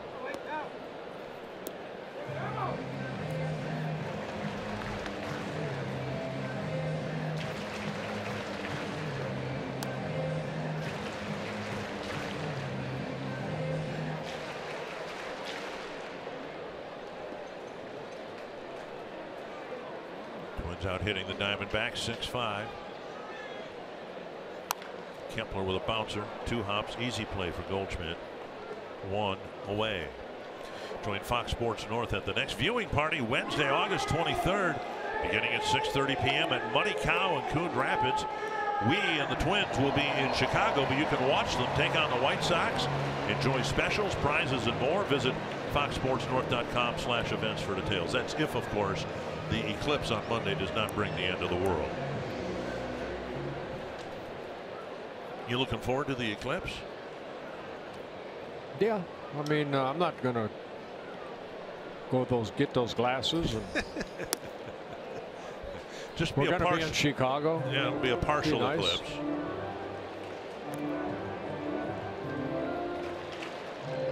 We'll look at the news later.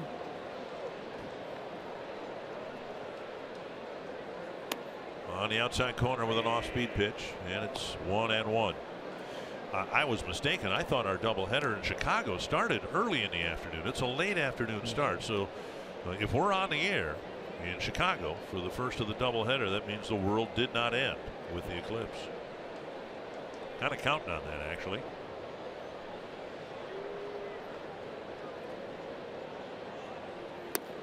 Down and away, 2-1.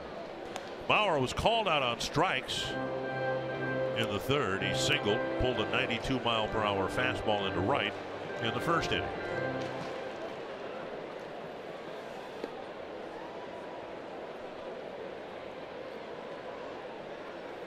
Fouled back. 2-2.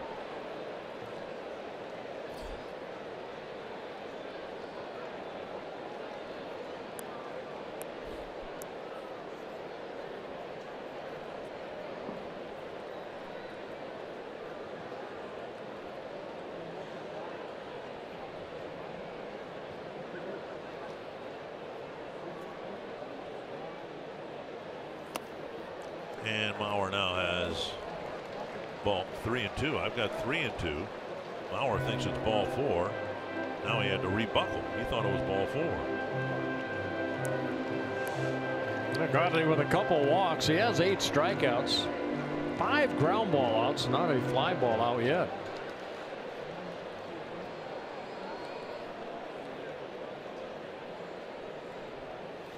And now a strikeout on an off-speed pitch. 2 down. Strikeout number 9.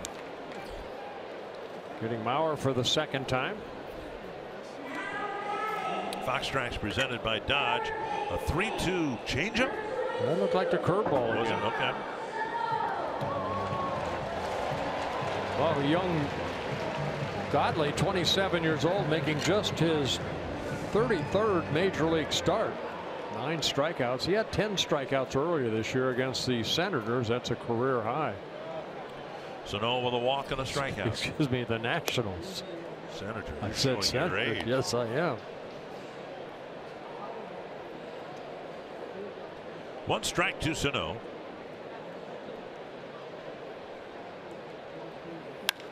To right field, and a looper to the opposite field for a 2-out single. That'll bring up Rosario. He got jammed a little bit right there, but again, we see the strength of Sano.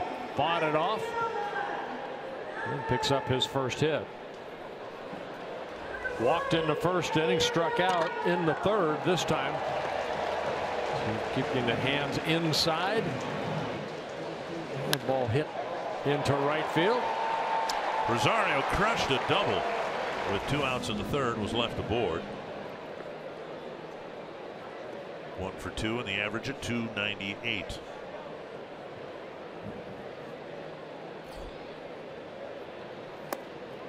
I don't know what the final weeks are going to bring. I'm very anxious to find out.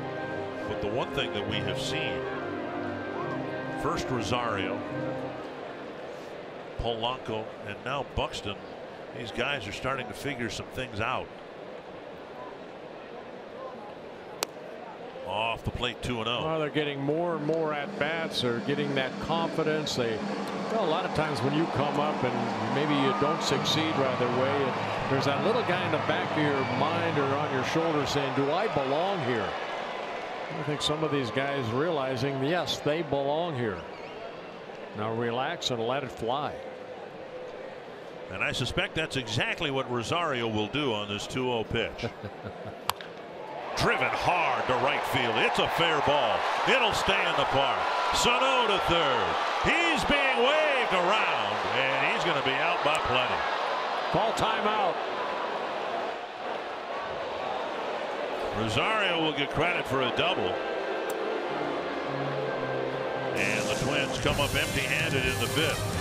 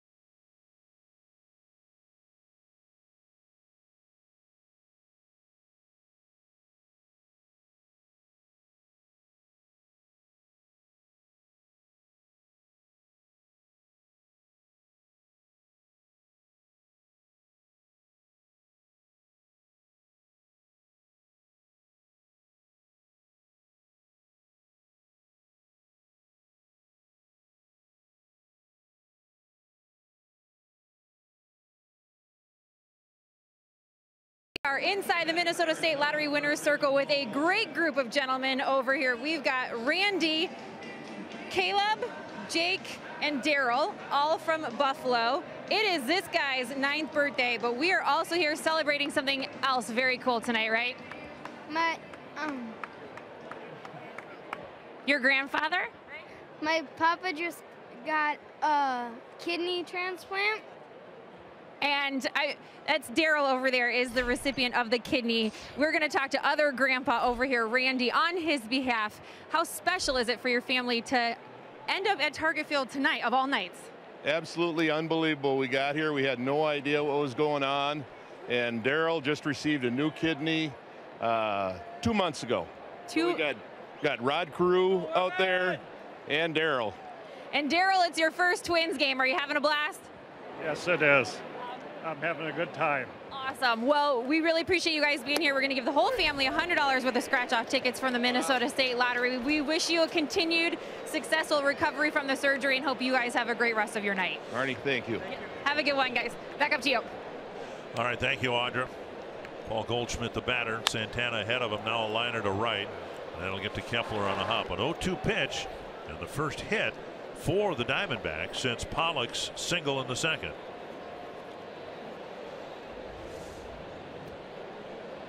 Watch Gene Glenn right here with Sano. That ball down into the right field corner. I again think Sano was a little surprised that Gene Glenn sent him right there. Saw Willie Stargell do that one time like that, and when he was out by 20 feet, he just put his hands up like timeout. Goldschmidt aboard. Here's Descalzo, and there's a pitch down and in, ball one. The Twins with 6 extra base hits. And falling behind 3-0, they've tied it. 80 pitches now for Ervin Santana.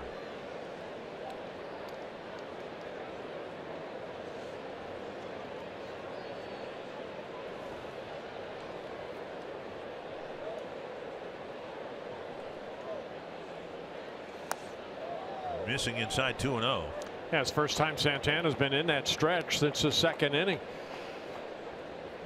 Pollock got a base hit, but then he struck out Lamb to end the second inning. Descalzo 0 for 2, a fly ball to Buxton, and then a strikeout called out on strikes in the third. There's a fastball and a strike, 2-1.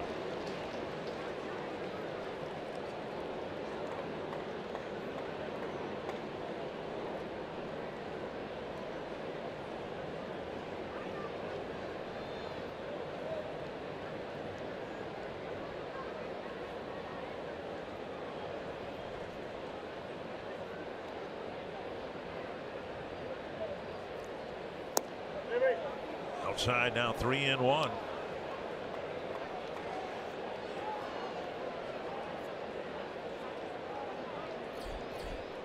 Santana with 1 walk. That was Iannetta in the first inning. Iannetta on deck. Santana's struggles were in the first inning when he immediately had to go into the stretch position, and he misses outside. A single, now a walk, and a threat here in the 6th with nobody out. Iannetta will hit next. August 19th is tomorrow, and then the 20th is the next day. You figured that up much out by yourself, I'm sure, but tomorrow it's Michael Kadire being inducted into the Twins Hall of Fame, and the first 10,000 fans get a Kadire bobblehead courtesy of Delta Airlines. And then Sunday, Andy MacPhail will be inducted, and the first 10,000 fans will get a Kadire MacPhail pin courtesy of Coordinated Business Systems. Get your tickets at twinsbaseball.com. Last time I checked, the weather's supposed to be really nice tomorrow night and Sunday. Popped up right side. Mauer with room and an awfully big first out. And Brandon Drury will hit with 2 on and 1 out. Well, you hope something good happens right here. Santana with that breaking ball that just stayed up, and Iannetta popped it up. So a big first out, as you mentioned. Drury with a ground ball to second and a strikeout.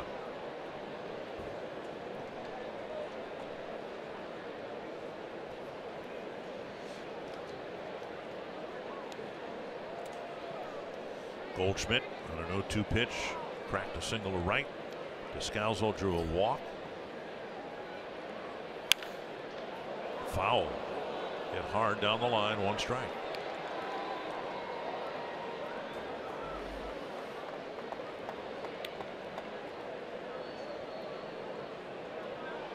Yeah, it looked like a slider right there, stayed up, almost the same pitch that Goldschmidt got on an 0-2 pitch, slider that stayed up, and he hit it sharply into right field.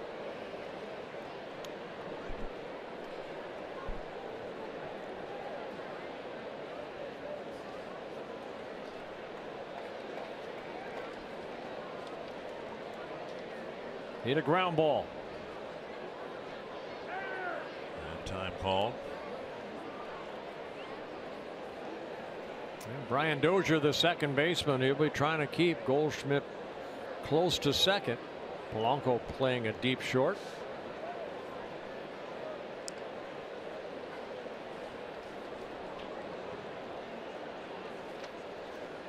One strike. Another pop up down the right field line, tracked by Mauer. Out number 2. About 30 feet deeper in foul territory. Mauer makes that play 2 away.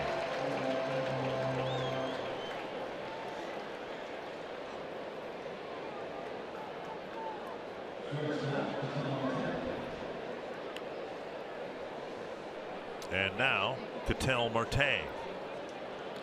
Strikeout and a flyout.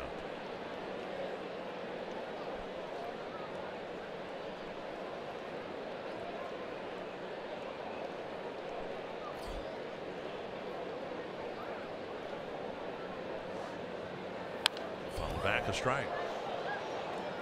Marte taking over for short for the Diamondbacks in his first season. Last couple years with the Seattle Mariners.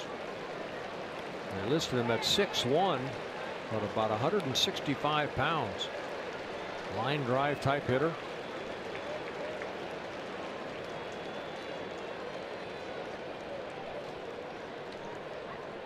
One strike to Marte. Gene Zakura's kind of been revitalized in Seattle after the trade. My goodness, the Diamondbacks look to have won this one. Taijuan Walker, I still think is going to be a really good pitcher. Now you got a starting shortstop who's put up some really good numbers. Marte from the Dominican Republic. One strike. And Castro with a nice block. 1-1.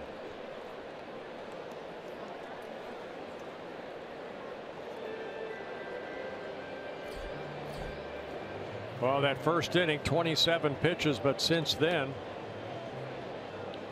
pitch number 90 coming toward Marte here with 2 outs in the 6th inning.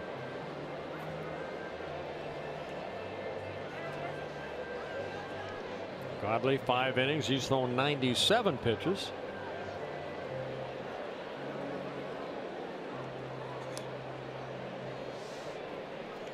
Three ball game.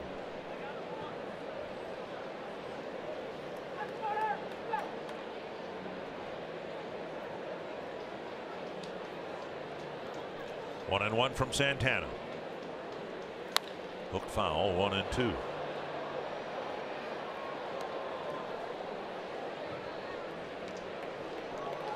Santana pitching on his regular turn, in other words 4 days rest. With all the fluidity in the rotation, the Twins kind of flip-flop Santana and Barrios. Barrios was in front of Santana in the rotation. Now he'll pitch tomorrow. And Bartolo Colon on Sunday. 1-2 to Ketel Marte. Little looper to right field.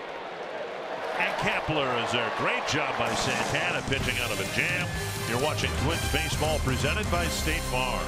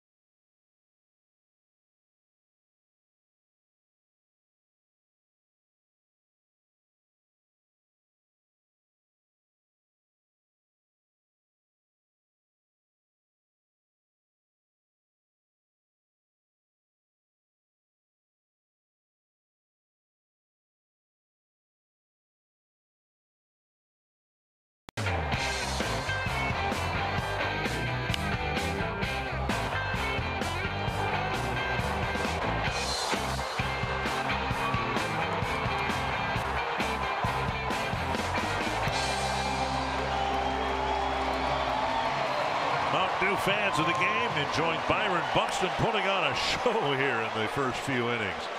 A triple, and electrifying inside the park home run. We're tied, and Escobar swings and misses one strike to start the bottom of the sixth. Escobar, Buxton, and Polanco in the sixth. Twins fell behind 3-0 in the first couple innings, getting a run in the second, one in the third, and one in the fourth. Strike two taken. This will be pitch number 100. His last start threw 106 pitches. That against the Chicago Cubs. 8 hits for the Twins, but again 6 extra base hits.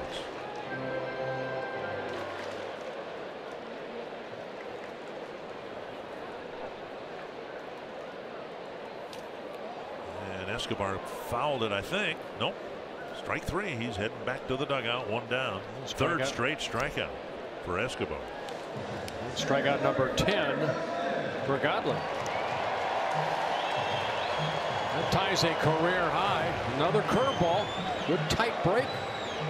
And Escobar, who likes that ball down, swings through it. There is Buxton, who's gone up the middle twice, driving 2 balls to the center field fence. Outside ball 1. One was a triple. He's saying, well, that's going to be the most exciting play we'll see tonight. Then he hit one off the base of the wall in right center that ran along the warning track for an inside the park home run. Strike called, 1-1. The average at 239.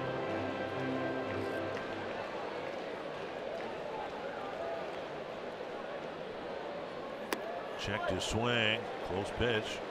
In the dirt, actually, and it's 2-1. That's a good take right there, because when Buxton was not swinging a bat good, he would be swinging at that.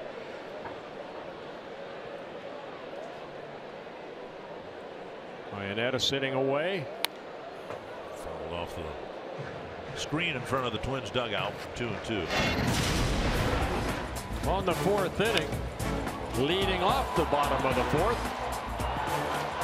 Ricocheted away from Pollock. He kind of just airmailed that ball back in, and Buxton an inside the park home run. That tied the game at 3 apiece. Down the line, another hit for Buxton, and he's got a double, a triple, a home run, and now a double, and we're just in the 6th inning. And another pitch that was down almost like shin high, that he went down and got good wood on it. Right past Lamb at third base. Look where that ball is. 8 inches off the ground. Yeah. Driving it right down that third baseline, just past the diving Lamb. Hit the tip of his glove. And again, it's off to the races with Buxton.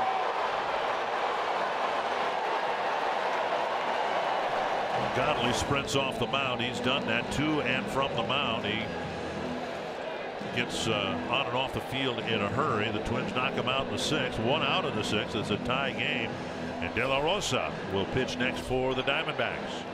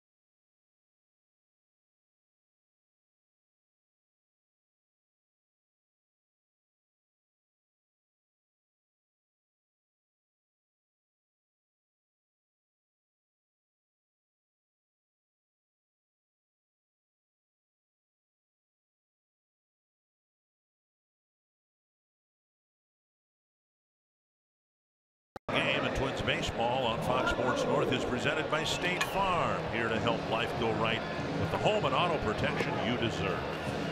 De La Rosa coming into the ball game. He's done a good job out of that bullpen. 52nd relief appearance, 36 strikeouts in 43 1/3 innings. Has allowed 6 home runs, 18 walks, 3 intentional. Been around the game a long time. 19th professional season for De La Rosa. He's pitched for the Brewers, the Royals, the Rockies in his first season with the Diamondbacks. Polanco is a left-handed batter, hit a double, drew a walk. Now he'll try it from the right side, where he hasn't been quite as good this year. Corner infielders playing up even with their bases.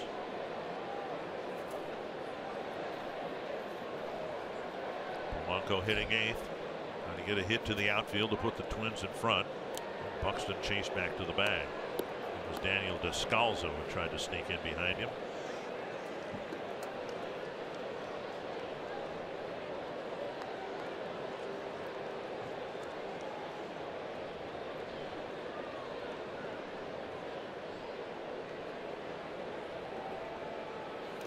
That gets away.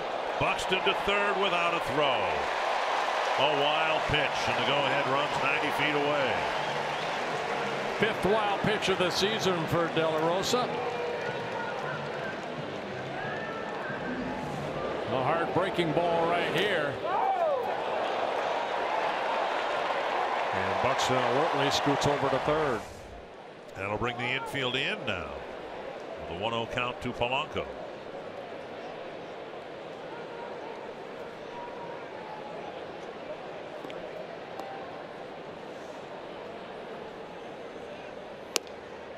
Outside 2-0.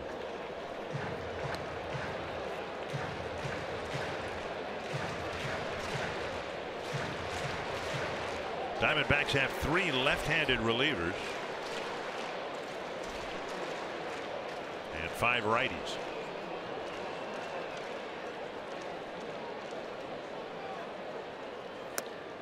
Three 3-0 to Polanco. Not many walks, 24 of them on the year. De La Rosa, 36 years old.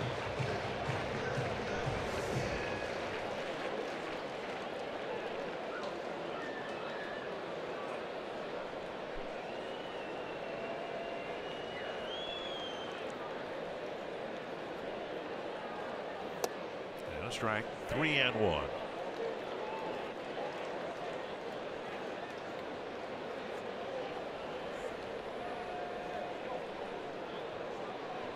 Castro on deck, with Polanco trying to drive in the 4th run of the night for the Twins. That'll work. A rocket to right field. Buxton scores, and it's 4-3. One good at bat after another for Jorge Polanco.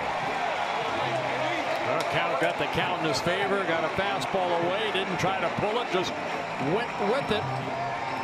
Goldschmidt at first base dove for it, it got by him. So an inside out swing. And Polanco picks up his 2nd run batted in this ball game, now has 40 on the season. As Buxton scores for the 3rd time. And now Castro. The run, of course, charged to Godley. Polanco on the season, 7 steals and 10 tries. Diamondbacks have a couple of good defensive catchers in Iannetta and Mathis. Former Twin Chris Herman also yep. on the Diamondbacks club. Chatted with Chris before the game today. Good for him to be back in Minnesota. Nick Punto's back for Michael Kadyr's Hall of Fame induction tomorrow. Good to see Nick again.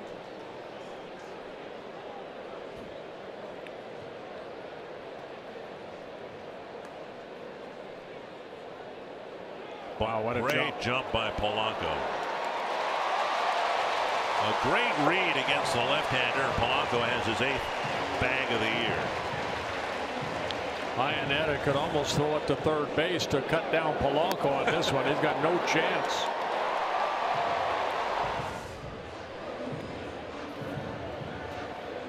One and 0 to Castro.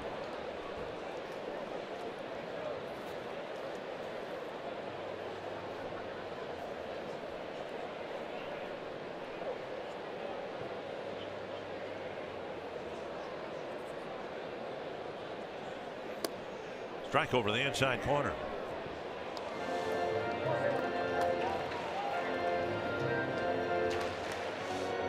De La Rosa, born in Mexico, signed originally by the Diamondbacks back in 1998.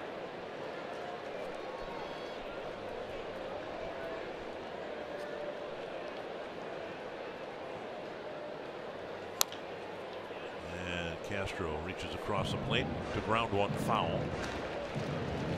A lot of major league starts, 241 starts for De La Rosa. Won over 100 games in the big leagues.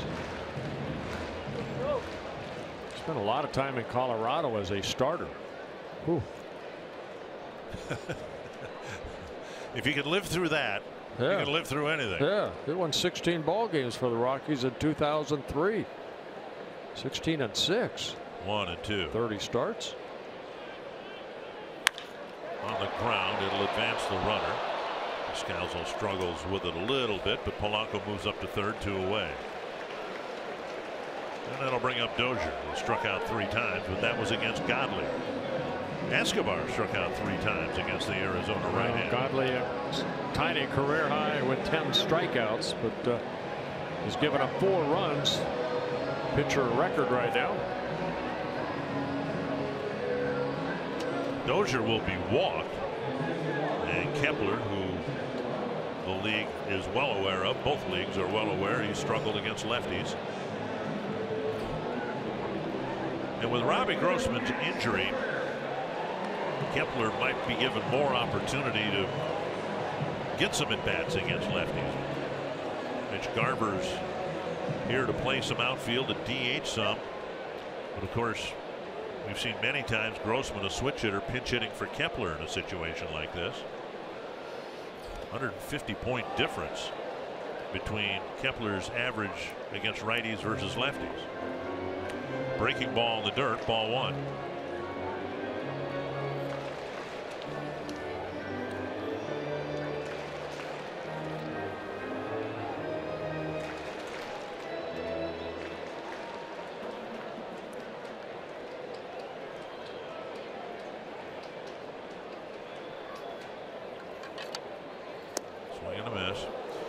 It's not that that Kepler has been overmatched and struck out a lot against lefties. His strikeout rate's just a little bit higher against lefties than righties. He's had 88 at bats against lefties, 26 strikeouts. He's put the ball in play. He's just not quite there yet. Twins are very confident that he will get there. Well, and the only way you're going to get there is if you face a left-handed pitcher. De La Rosa missed with that split finger, then threw him a breaking ball to even a count at 1-1.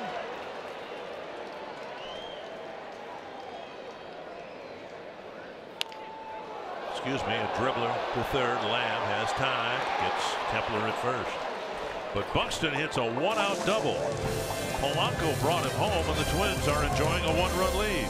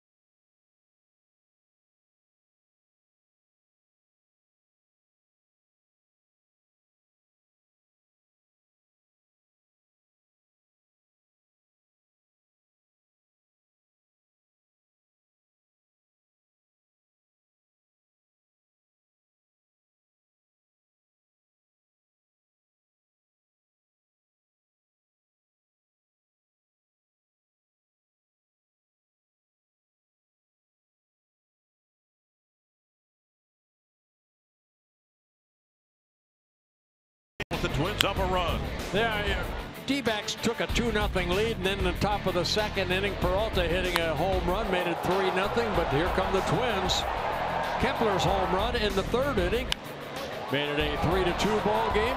In the fourth inning, Byron Buxton with an inside to Park home run tied the game. And then Polanco's driven in a couple runs. Drives in Buxton after he had a 1-out double. Wild pitched over to third, so scores easily for the third time. Quality start so far for Irvin Santana, but he's being asked to get through the seventh inning as well. And another first pitch strike. Blanco with a bouncer to second and a pop up to third. 20 of 27 first pitch strikes for Santana. 1-1. That's pretty good. That's almost 3/4. I've said that before. After you complete a ball game, I always looked at how many first pitch strikes I had, and a lot of that would determine how I pitched. Well, we've seen pitchers here, far too many of them over the last 6 years. They must know that. It changes the game when you get ahead 0-1. Well, puts a hitter on a little bit of a defense. Now it's 3-1. Santana two walks, 6 strikeouts in a ball game. Blanco, the number 9 batter, then Peralta and Pollock here in the Arizona 7th.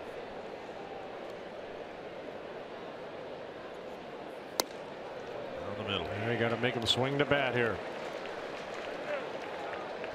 Twins saw a little bit of Blanco when he played for the Kansas City Royals.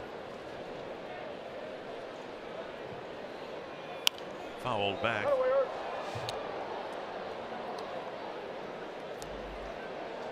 Seattle beat Tampa Bay 7-1. Seattle now above the 500 mark, 62 and 61. And the Rays fall 4 games back, 60 and 64.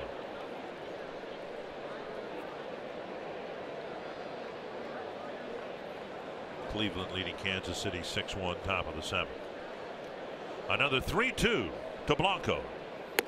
Walked him, left it up high. And the leadoff man is on here in the 7th. Tonight's Coors Banquet timeless moment is from 2006. In a win over Seattle, the Angels' Jared Weaver became only the 2nd American League rookie to begin a career with 9 straight victories as a starter. Whitey Ford did it back in 1950. And the longest streak belongs to Hooks Wiltse. All right, Hooks, who started his rookie season in 1904 with 13 consecutive wins. I bet he had a good curveball. I bet he did too.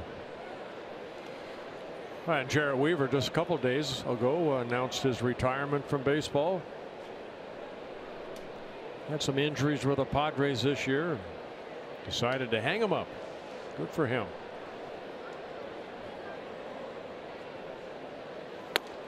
I say good for him because he made the decision. Right.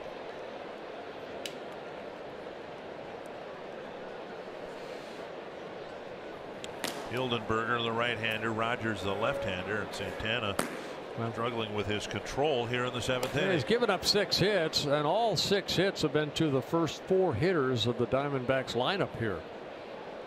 Peralta has 2 of the 6.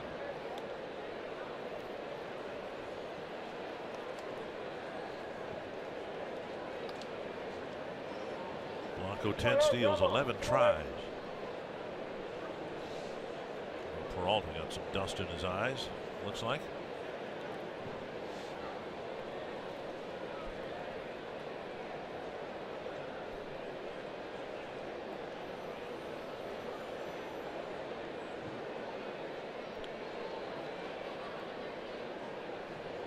The 100th pitch of the night for Irvin Santana. And it's into right field, a base hit.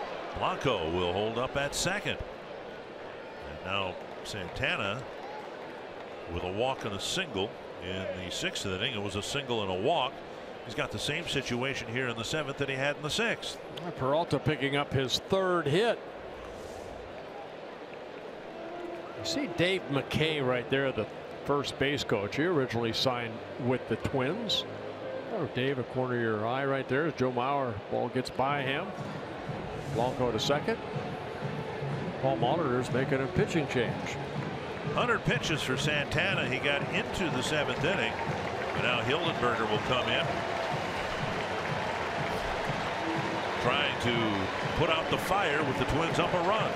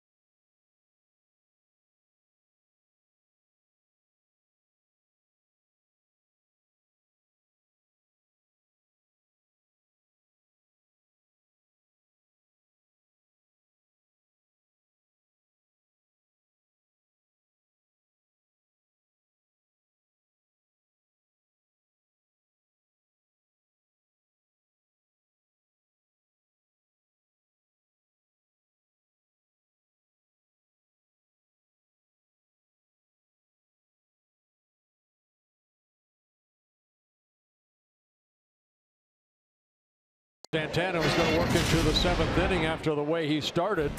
You know, they say, "What, are you nuts?" Well, I am a little nuts, but you know what? Santana settled down nicely. Yeah, first couple innings weren't Santana-like, but he put 4 zeros on the board up until the 7th inning when he walked Blanco and then the base hit to Peralta. So let's see if Hildenberger can get him out of the jam. 6 strikeouts for Santana, and he really established that fastball after that home run to Peralta in the 2nd inning. The Diamondbacks obviously will get their first look at Hildenberger, who's been really good.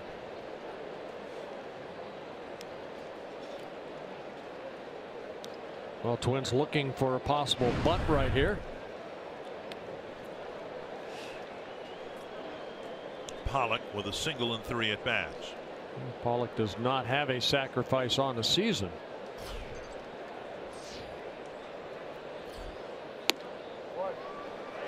Strike 1. Hildenberger making his 19th relief appearance. 27 strikeouts in 24 1/3 innings. Only 3 walks.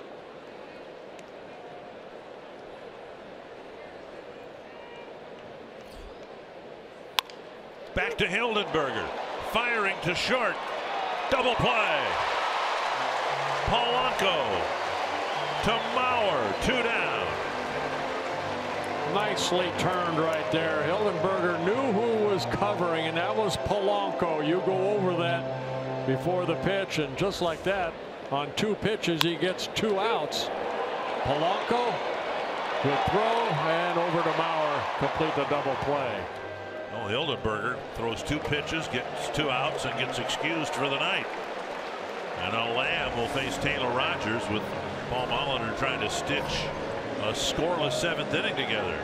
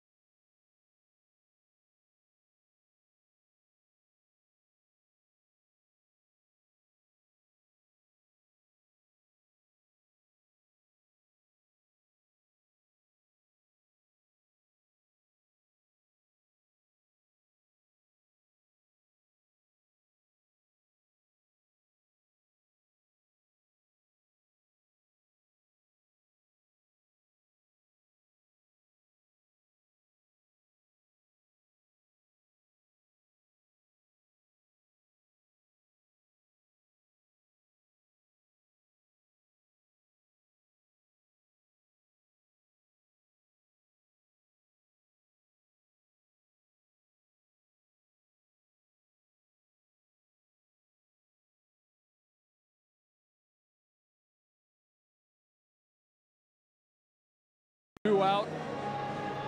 Quick double play by Hildenberger, then Irvin Santana. MLB.TV Premium back better than ever. Watch every out-of-market regular season game live on over 400 supported devices. Plus get a free subscription to At Bat Premium, the #1 app for live baseball. Blackout and other restrictions apply. Visit MLB.TV for details. Taylor Rogers, who worked in last night's second game, worked 2/3 of an inning through 16 pitches, 11 for strikes, making his 53rd relief appearance. Trevor Hildenberger's done pretty well against lefties, but Lamb has really struggled against lefties, hitting just 144 against them. And so this is the right move to make.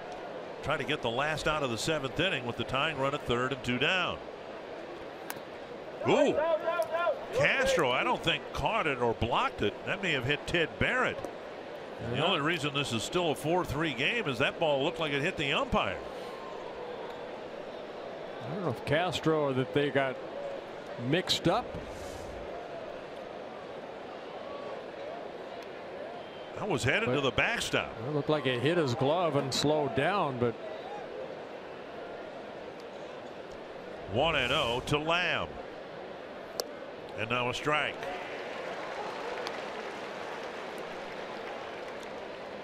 You can see the difference. Kepler-like, to use a Twins comparison.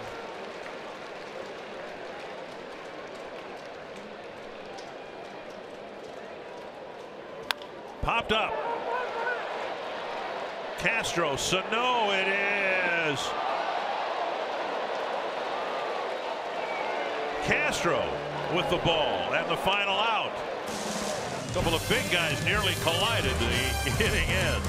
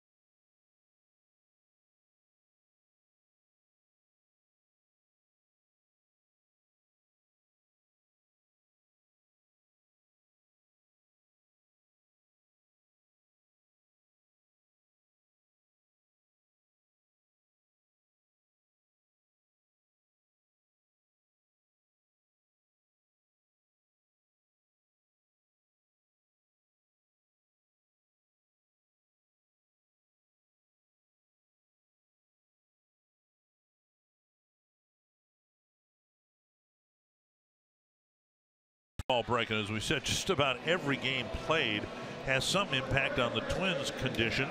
The Cubs won, but they beat the Blue Jays, a wild card contender. Max Scherzer with more neck issues. He was scratched, and that game really doesn't impact the Twins at all. But Seattle's win over Tampa does. Nelson Cruz with 3 hits and home run number 30.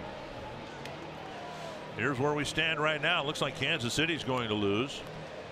The Angels are leading the Orioles late in that ball game at Camden Yards.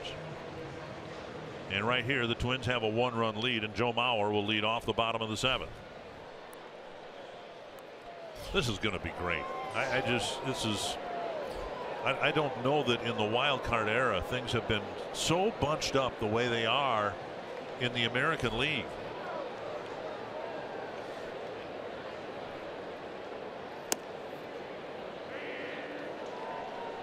Strike 1 to Mauer, and the team that can put together a good 10-game stretch like the Twins just did can find itself with a little bit of a cushion, perhaps. because so many of these teams are playing against one another. To left, down for a hit. Mauer has 2 singles and a base hit here to lead off the 7th. Boy, what a beautiful swing that was right there. De La Rosa left the ball up, and Joe, just like he does so well, just took it the other way. See the ball left up, Joe waiting back. Box strikes presented by Carrier, and delivering it in the left center. Torey Lovullo will come to the mound and take out De La Rosa with Sano, the next Twins hitter.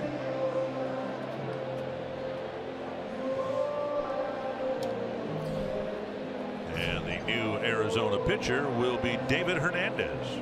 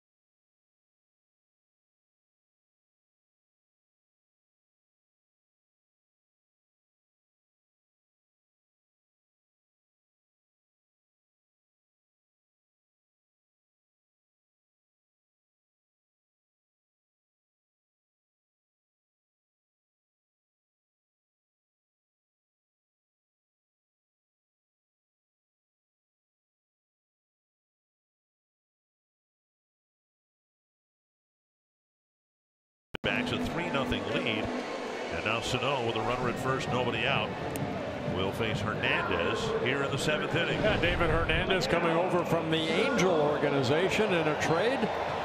That happening on July 31st. Fastball, slider, changeup are his 3 pitches to get a hitter out. Making his 8th relief appearance with the Diamondbacks. Sano with a walk, a strikeout, and a single.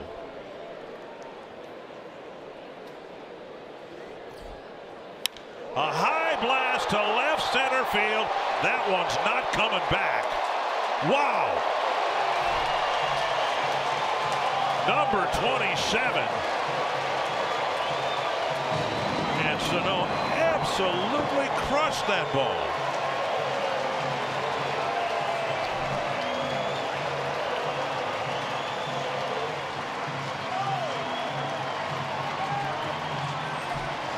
The first home run that Hernandez has allowed in a Diamondback uniform, and he will remember this one.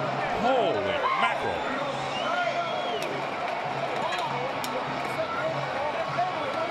That was high, that was hit hard, and that went deep.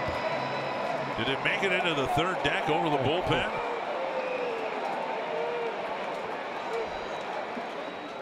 Here is Rosario in a 6-3 game, ball 1. I honestly lost sight of where it was hit so far. It just looked like a little cutter slider that stayed up, and wow. Swing and a miss. 1-1. Home run number 27. And measured at the same distance that Kepler hit his back in the 3rd inning.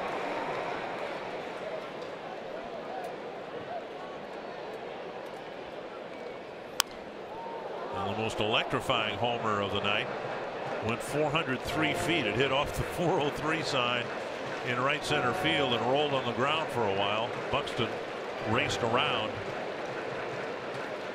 for an inside the park home run. He will hit this inning, and he'll have a chance to hit the first cycle in Target Field history.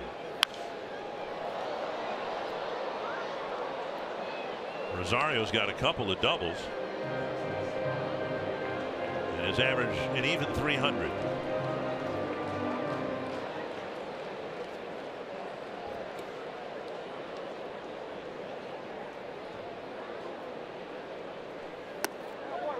And taken for a ball, 2-2.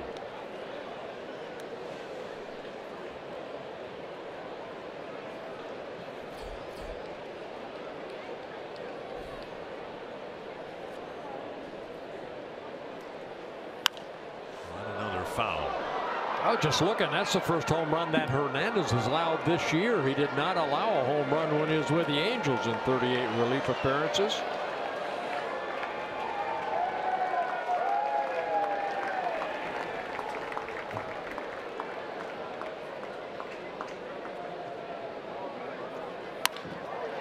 Third hit for Rosario. He is on fire.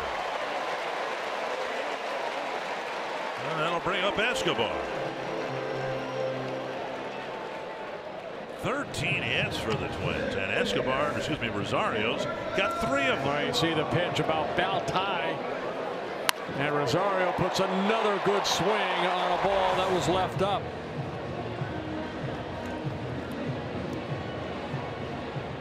And now Escobar, and then he'll be followed by Buxton, who has a triple, home run, and double in that order.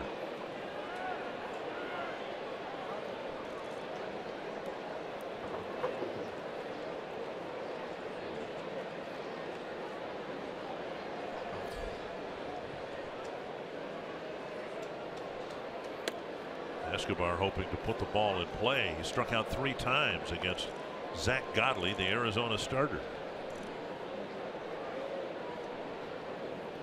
Cleveland leading Kansas City now 9-1 in the top of the 8th inning. Jay Bruce with 2 home runs.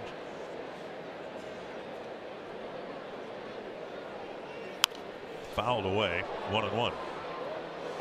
He had a home run in last night or yesterday's ball game. What does that make?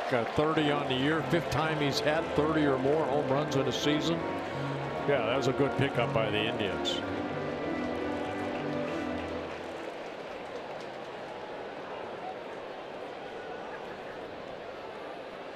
One and 1 to Escobar.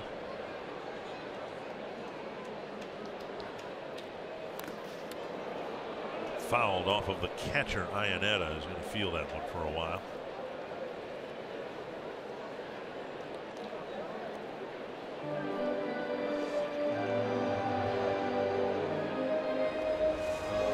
Well, breaking ball right here down, and had to hit off that right hand. Yeah, bare hand, and then the bat, I think, made incidental contact, but that's easy for me to say. It didn't hit me in the head. 1-2.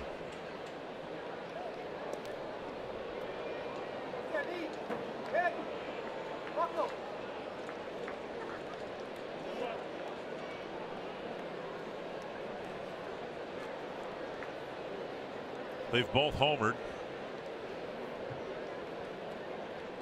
And Torey Lovullo's seen his team give up 6 unanswered runs.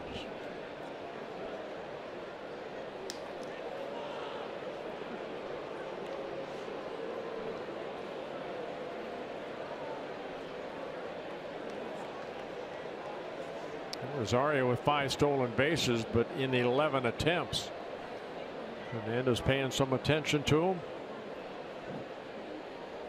There he goes. High fly, deep right center field. There goes another one.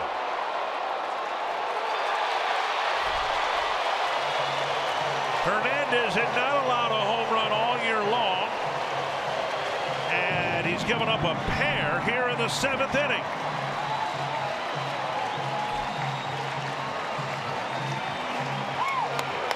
Home run number 11 on the season for Eduardo Escobar. His 5th as a left-handed hitter.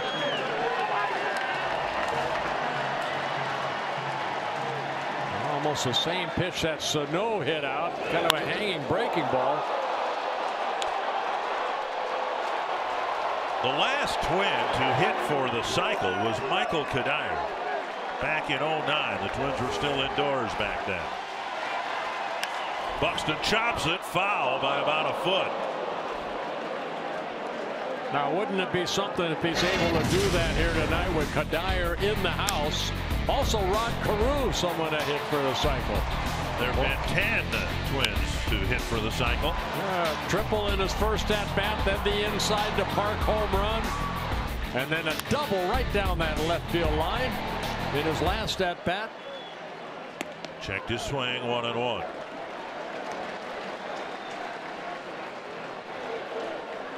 Eight times in the live ball era, someone's hit for the cycle, with the home run being an inside the park home run. But it hasn't been done since 1943. Get up the middle. And a liner caught by Descalzo. 1 out. And even his outs are hit with authority these days. And the fans love it. If not for the shift, he would have had the cycle. There's a chance he might get another opportunity. Only 1 out in the inning. Yeah.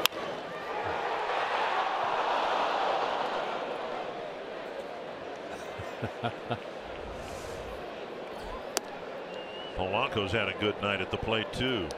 Single, a double, a walk, an RBI, a stolen base.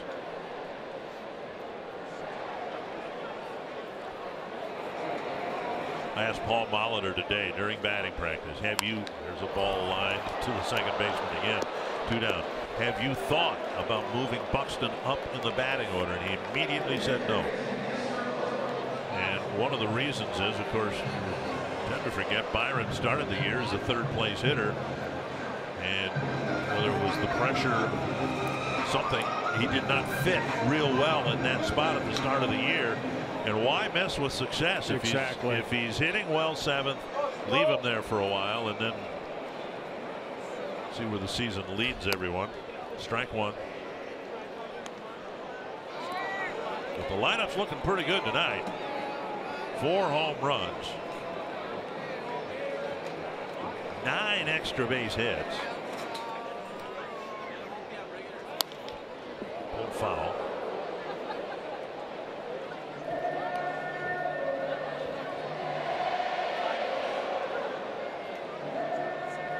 Two strikes.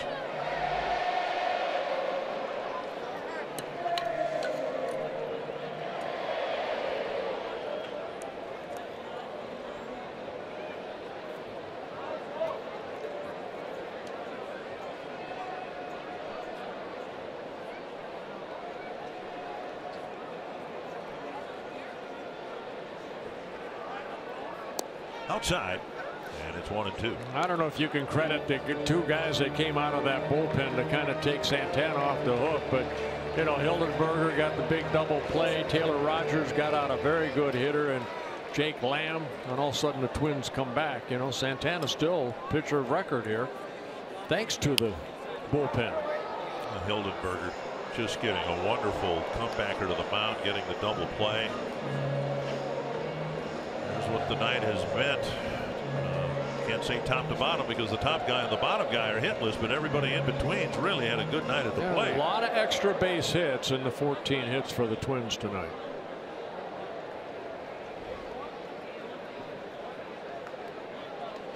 Inside 2-2.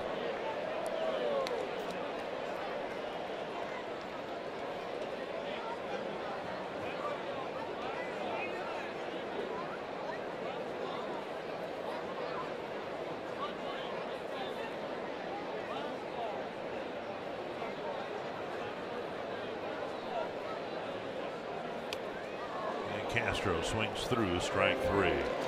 Single home run, single home run. That's how the 7th inning started. The Twins add 4 more to open up the ball game in the 7th.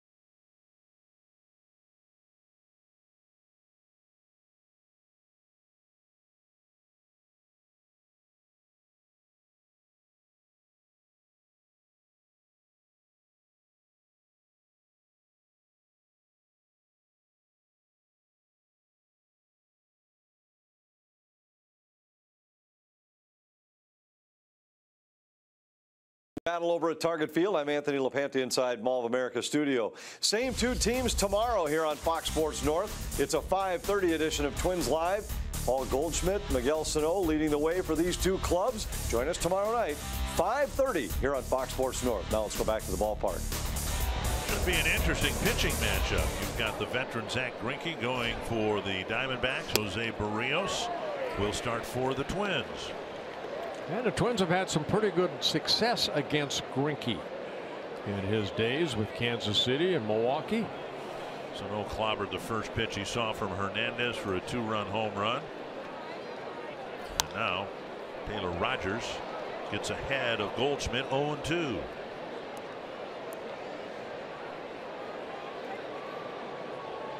Molitor using both Hildenberger and Rogers to get key outs in a 1-run game at the time in the 7th inning. A little bit of cushion as Rogers will pitch to the middle of the Diamondback lineup. Missed inside, 1-2.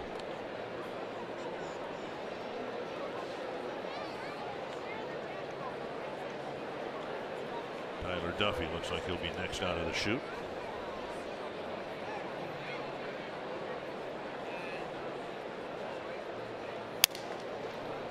Third, Sano sets and fires one away. Cancer impacts the lives of everyone in Twins territory. Join us August 30th to show your support for cancer awareness. Supporters purchasing tickets through this special theme night ticket package will receive a Twins cancer awareness hat. The color of the Twins logo on the front of the hat corresponds to the color associated with the most prevalent cancers seen throughout Twins territory.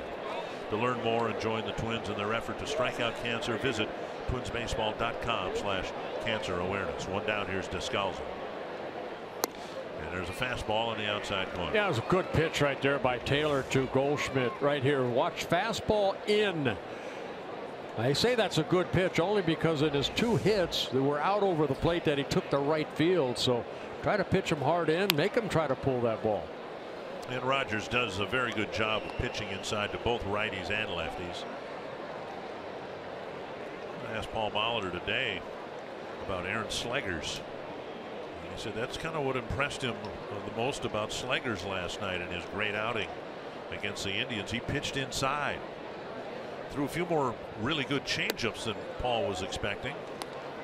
But the assumption is we'll see Slegers again later this season. Well, what was nice is that the scouting report on Slegers was how he was pitching, and he pitched exactly the same way he was pitching in AAA. He didn't try to change anything, just went about his business and pitched a whale of a ball game. And the Twins getting a quality start from Santana in tonight's game. Time of the year where you'd like to keep building one good start after another. Up the line, foul.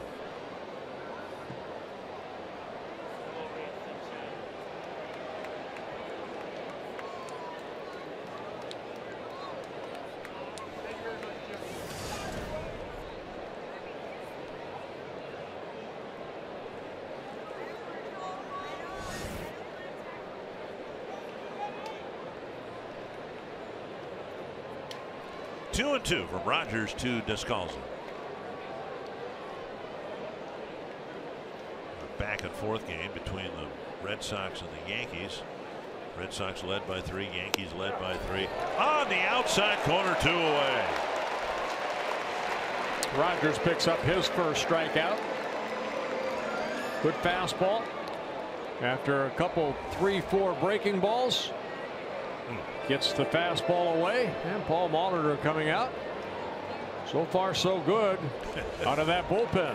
Face 4 men, they've gotten 5 outs. That's pretty good. And Duffy will pitch next to try to wrap up the 8th inning.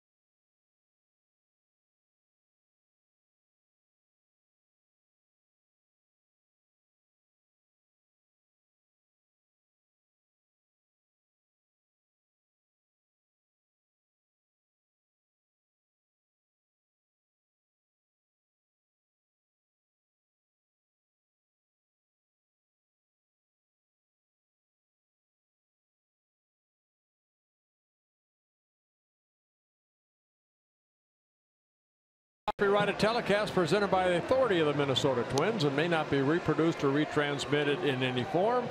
And the accounts and descriptions of this game may not be disseminated without the express written consent of the Minnesota Twins, LLC. Tyler Duffy coming into the ball game, third reliever used by Paul Molitor after Irvin Santana worked 6+ innings. For Duffy, his 44th relief appearance. For 55 2/3 innings, so a guy that can pitch multi-innings out of that bullpen. 55 strikeouts in the 55 2/3 innings. Only 12 walks, and 3 of those intentional. You see the scouting report that they're looking at. Looking at video in the dugout. Got 5 iPads going there. Duffy didn't pitch in the Cleveland series, so he comes into this ball game fresh. Iannetta, the batter.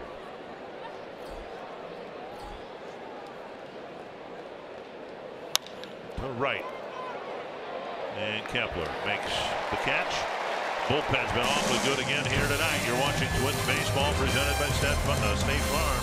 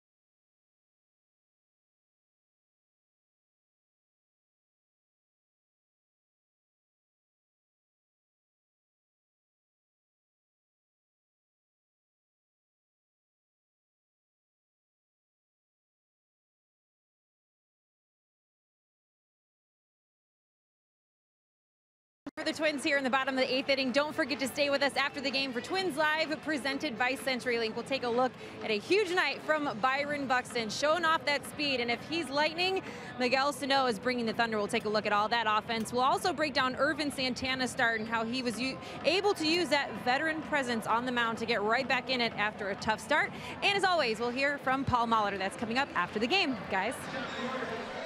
All right, it's been a real good night for the Twins lineup and for the Twins starting pitcher and the bullpen. This has been a great way so far to get this series started. And new reliever for the Diamondbacks, Savino Bronco, coming into the ballgame, just getting recalled. He's been up and down 7 times this season with the Diamondbacks. Young man, 25 years old. Good fastball, slider, and a changeup.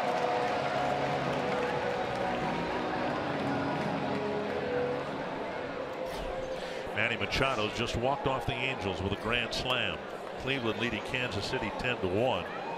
And if this score holds or anything close to it, the Twins will be back in the second wild card chair. Brian Dozier leading off the 8th inning.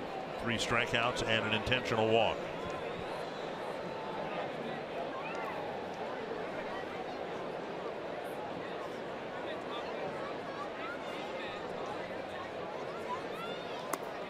Corey Kluber left the game in Kansas City tonight with a sprained ankle. Sprained his ankle covering first base. Tried to continue on in the 6th inning, but ended up leaving the ball game with an injury.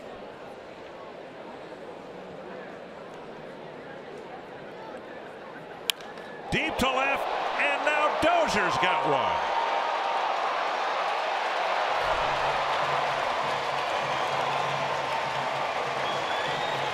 4th home run of the night.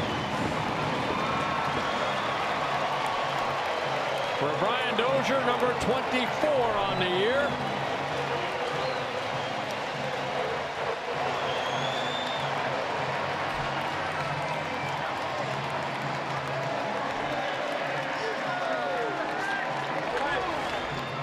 Well, fastball. Bryant opening up quickly as he does.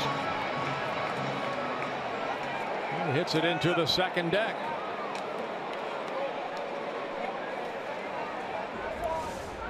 Twins need to have a lot of good at bats here, successful at bats, to get Buxton up one more time to try to complete the cycle. Sure doesn't look like this game's going to go to the bottom of the ninth. Kepler with a base hit to right.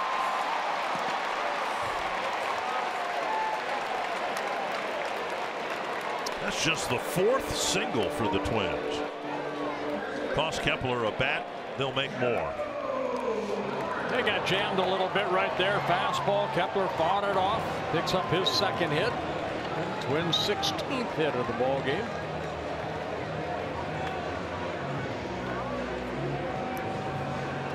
Here is Mauer. 2 strikeouts, 2 singles.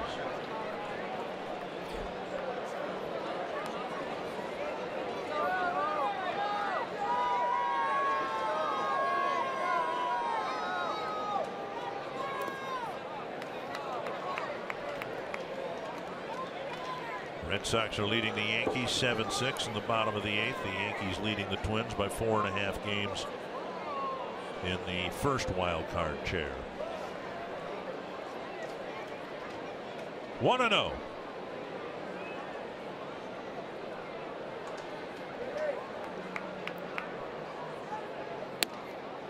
And a strike. Joe with a couple singles in tonight's ball game. Twins have scored in 6 different innings.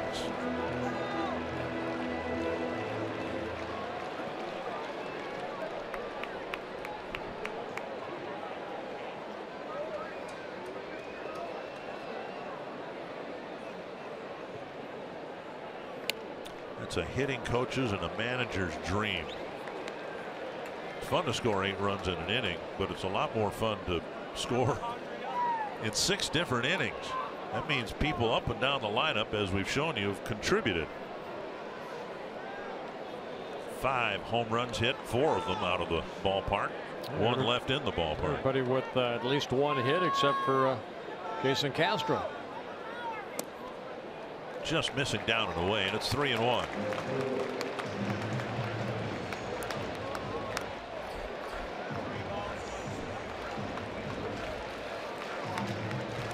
Looked like a changeup, something off speed. It's tough when a catcher's glove goes way down like that and he brings it back up. Not going to get too many calls that way. Strike call, 3-2.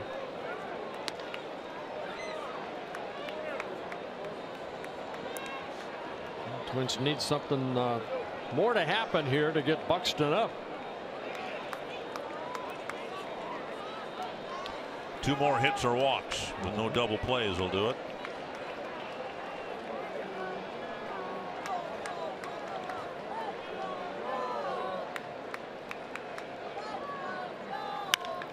There's a double play. 2 down. We'll bring up Sano. Twins fans, if you can't catch the games on TV, you can stream them live on your mobile device with Fox Sports Go. Download the app, take Fox Sports North and Twins baseball with you wherever you go.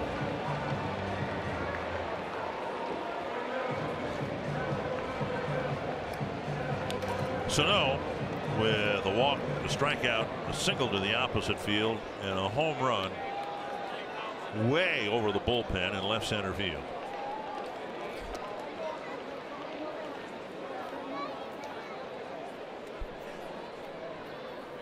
Remember when I would work games with Harmon Killebrew, he would talk sometimes about power hitters, and sometimes you just lose that feel, the feel of solid contact off the barrel of the bat. And I'm not suggesting that one swing is going to do that. Yeah, it can do that. That was Harmon's contention that, you know, you can lose it as quickly as you can find it. And he found something in the 7th inning. Yeah, I mean, he got a breaking ball that just kind of spun off of Hernandez and delivered it a long way. Well, you see guys that are in slumps. Sometimes they say, you know, a broken bat base hit might get them going.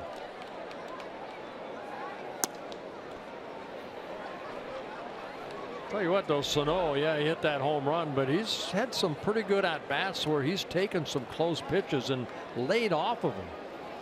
Go back to that walk he had in the 1st inning. 2-1. And on the outside corner.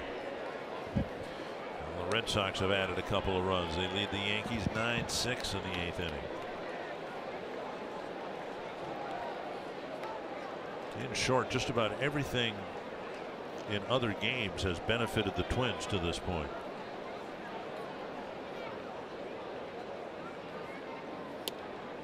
Close pitch, good take. Good take, yep.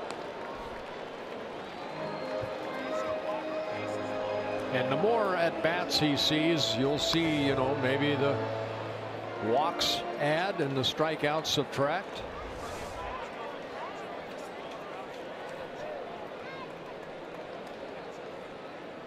Full count.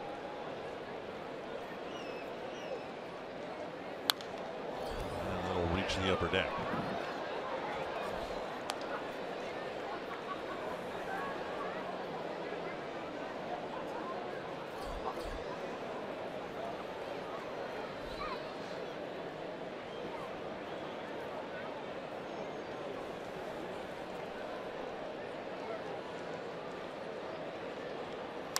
There goes another one.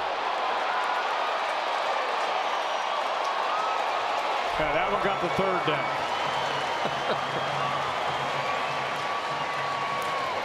Six home runs for the Twins tonight.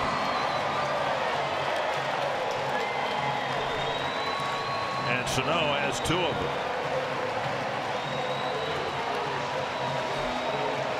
I think Harmon's looking down and saying, see? He felt it in his last at-bat. He repeated it here in his next at-bat. Got a fastball. But he worked the count full. Yep. You know, and got this to hit right down Main Street.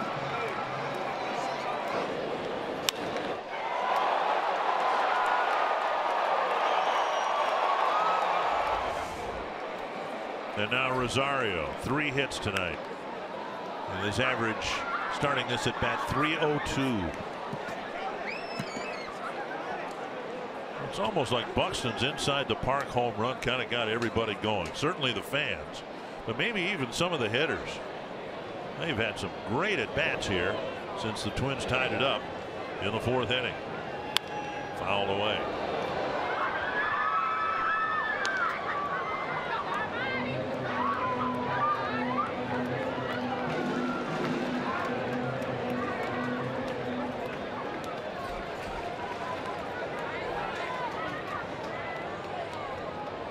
Buxton hoping for a chance even with 2 outs.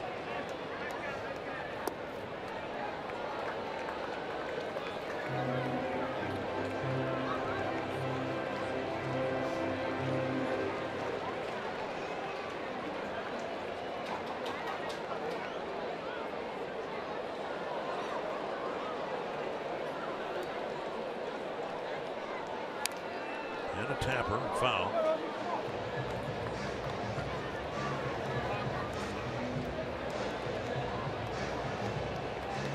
Twins record for extra base hits is 12. They did it in 1979 against the Blue Jays. Twins record for home runs hit in a game is 8. They did it against the Senators in 1963. That ball almost hit Rosario in the chest, but he fouled it off. Well, that was like the one in Detroit. He swung and missed at a pitch, and it almost hit him in the mouth.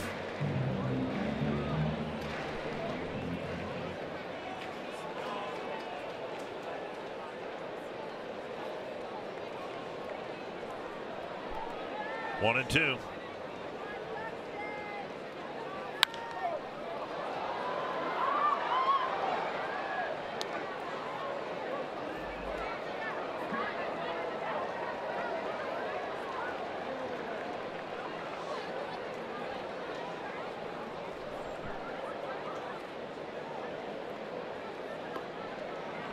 Another 1-2 to Eddie Rosario. Nice play by Goldschmidt, and that'll end it.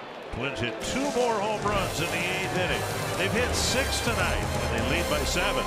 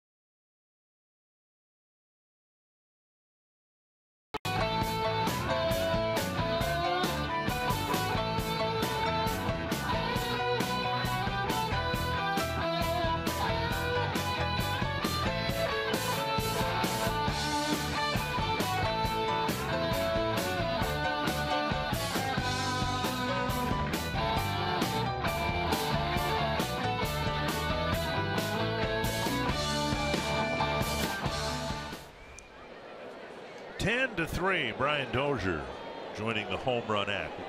One of 6 home runs hit here tonight. Duffy will be asked to take care of the 9th inning. Miguel Sano with 2 home runs. And a strike to Brandon Drury. Bottom third of the Arizona batting order. Drury, Marte, and Blanco. Yeah, all the hits again. The 7 hits by the Diamondbacks. All out of the first 4 guys in the lineup. And all of them against Irvin Santana.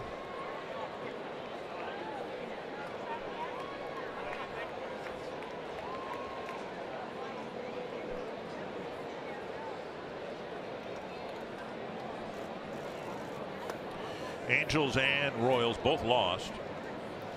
And so if the Twins win here tonight, it'll be 61 and 59, and the 59 now becomes important because they would have the fewest number of losses of any wild card contender other than the Yankees. And as long as you have that, the fewest number of losses, you are in control of your own destiny. You can just play your games, win your games, and it doesn't matter what anybody else does as long as you keep winning. Twins had that for a while and then lost it. Now it looks like they might have it back again. Off the end of the bat, a spinning roller to Dozier. 1 down. See what's next. We're going to have a great pitching matchup. We hope it will be anyway. Greinke and Barrios will start for their respective teams. Have the Hall of Fame induction of Michael Kadire before the game. Yeah, Greinke's been pitching very well, but again, the Twins have had good success against him. And Barrios, given a couple extra days, hopefully will be on and trust that fastball. So Duffy faces 2 batter. He comes out of the ball game. And Nick Turley's going to try to get the last 2 outs of the ball game.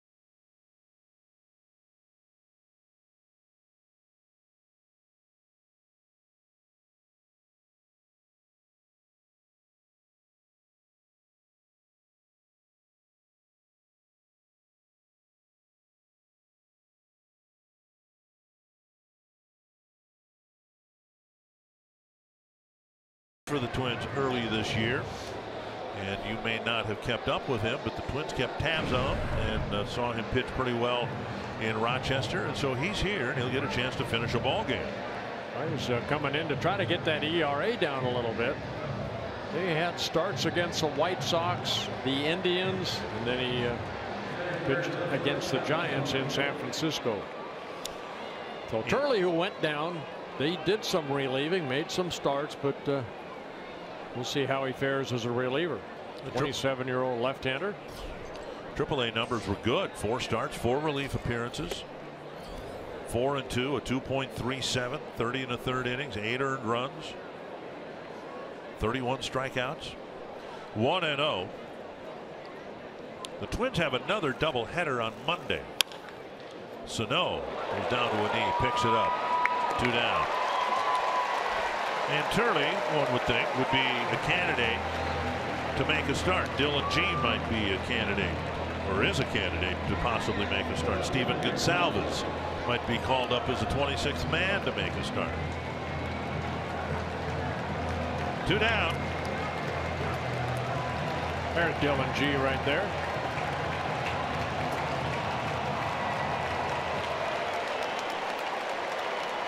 Twins had a white knuckler yesterday in the series finale with the Indians.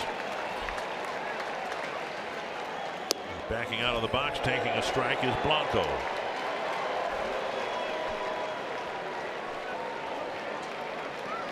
Things did not get off to a good start tonight for the Twins, but man, did they pound the baseball here tonight. Lifted to left. And right now the Twins are sitting in the second wild card spot. They pick up win number 61 tonight. Well, Irvin Santana gets his 13th win of the year, but it was really Trevor Hillenberger and Taylor Rogers that helped him preserve that great offense by the Twins. Byron Buxton stepped into the spotlight here tonight with a triple, a home run, an inside the park home run, and a double. And Tom Hanneman, this is a fun game to watch. Oh, no doubt about it, Dick. The Twins' 30th come from behind win of the season. Their most explosive. Up next on Twins Live, presented by CenturyLink. We'll talk about Byron's night, what Irvin Santana did on the mound. We'll hear from Molly, and look ahead to tomorrow's matchup.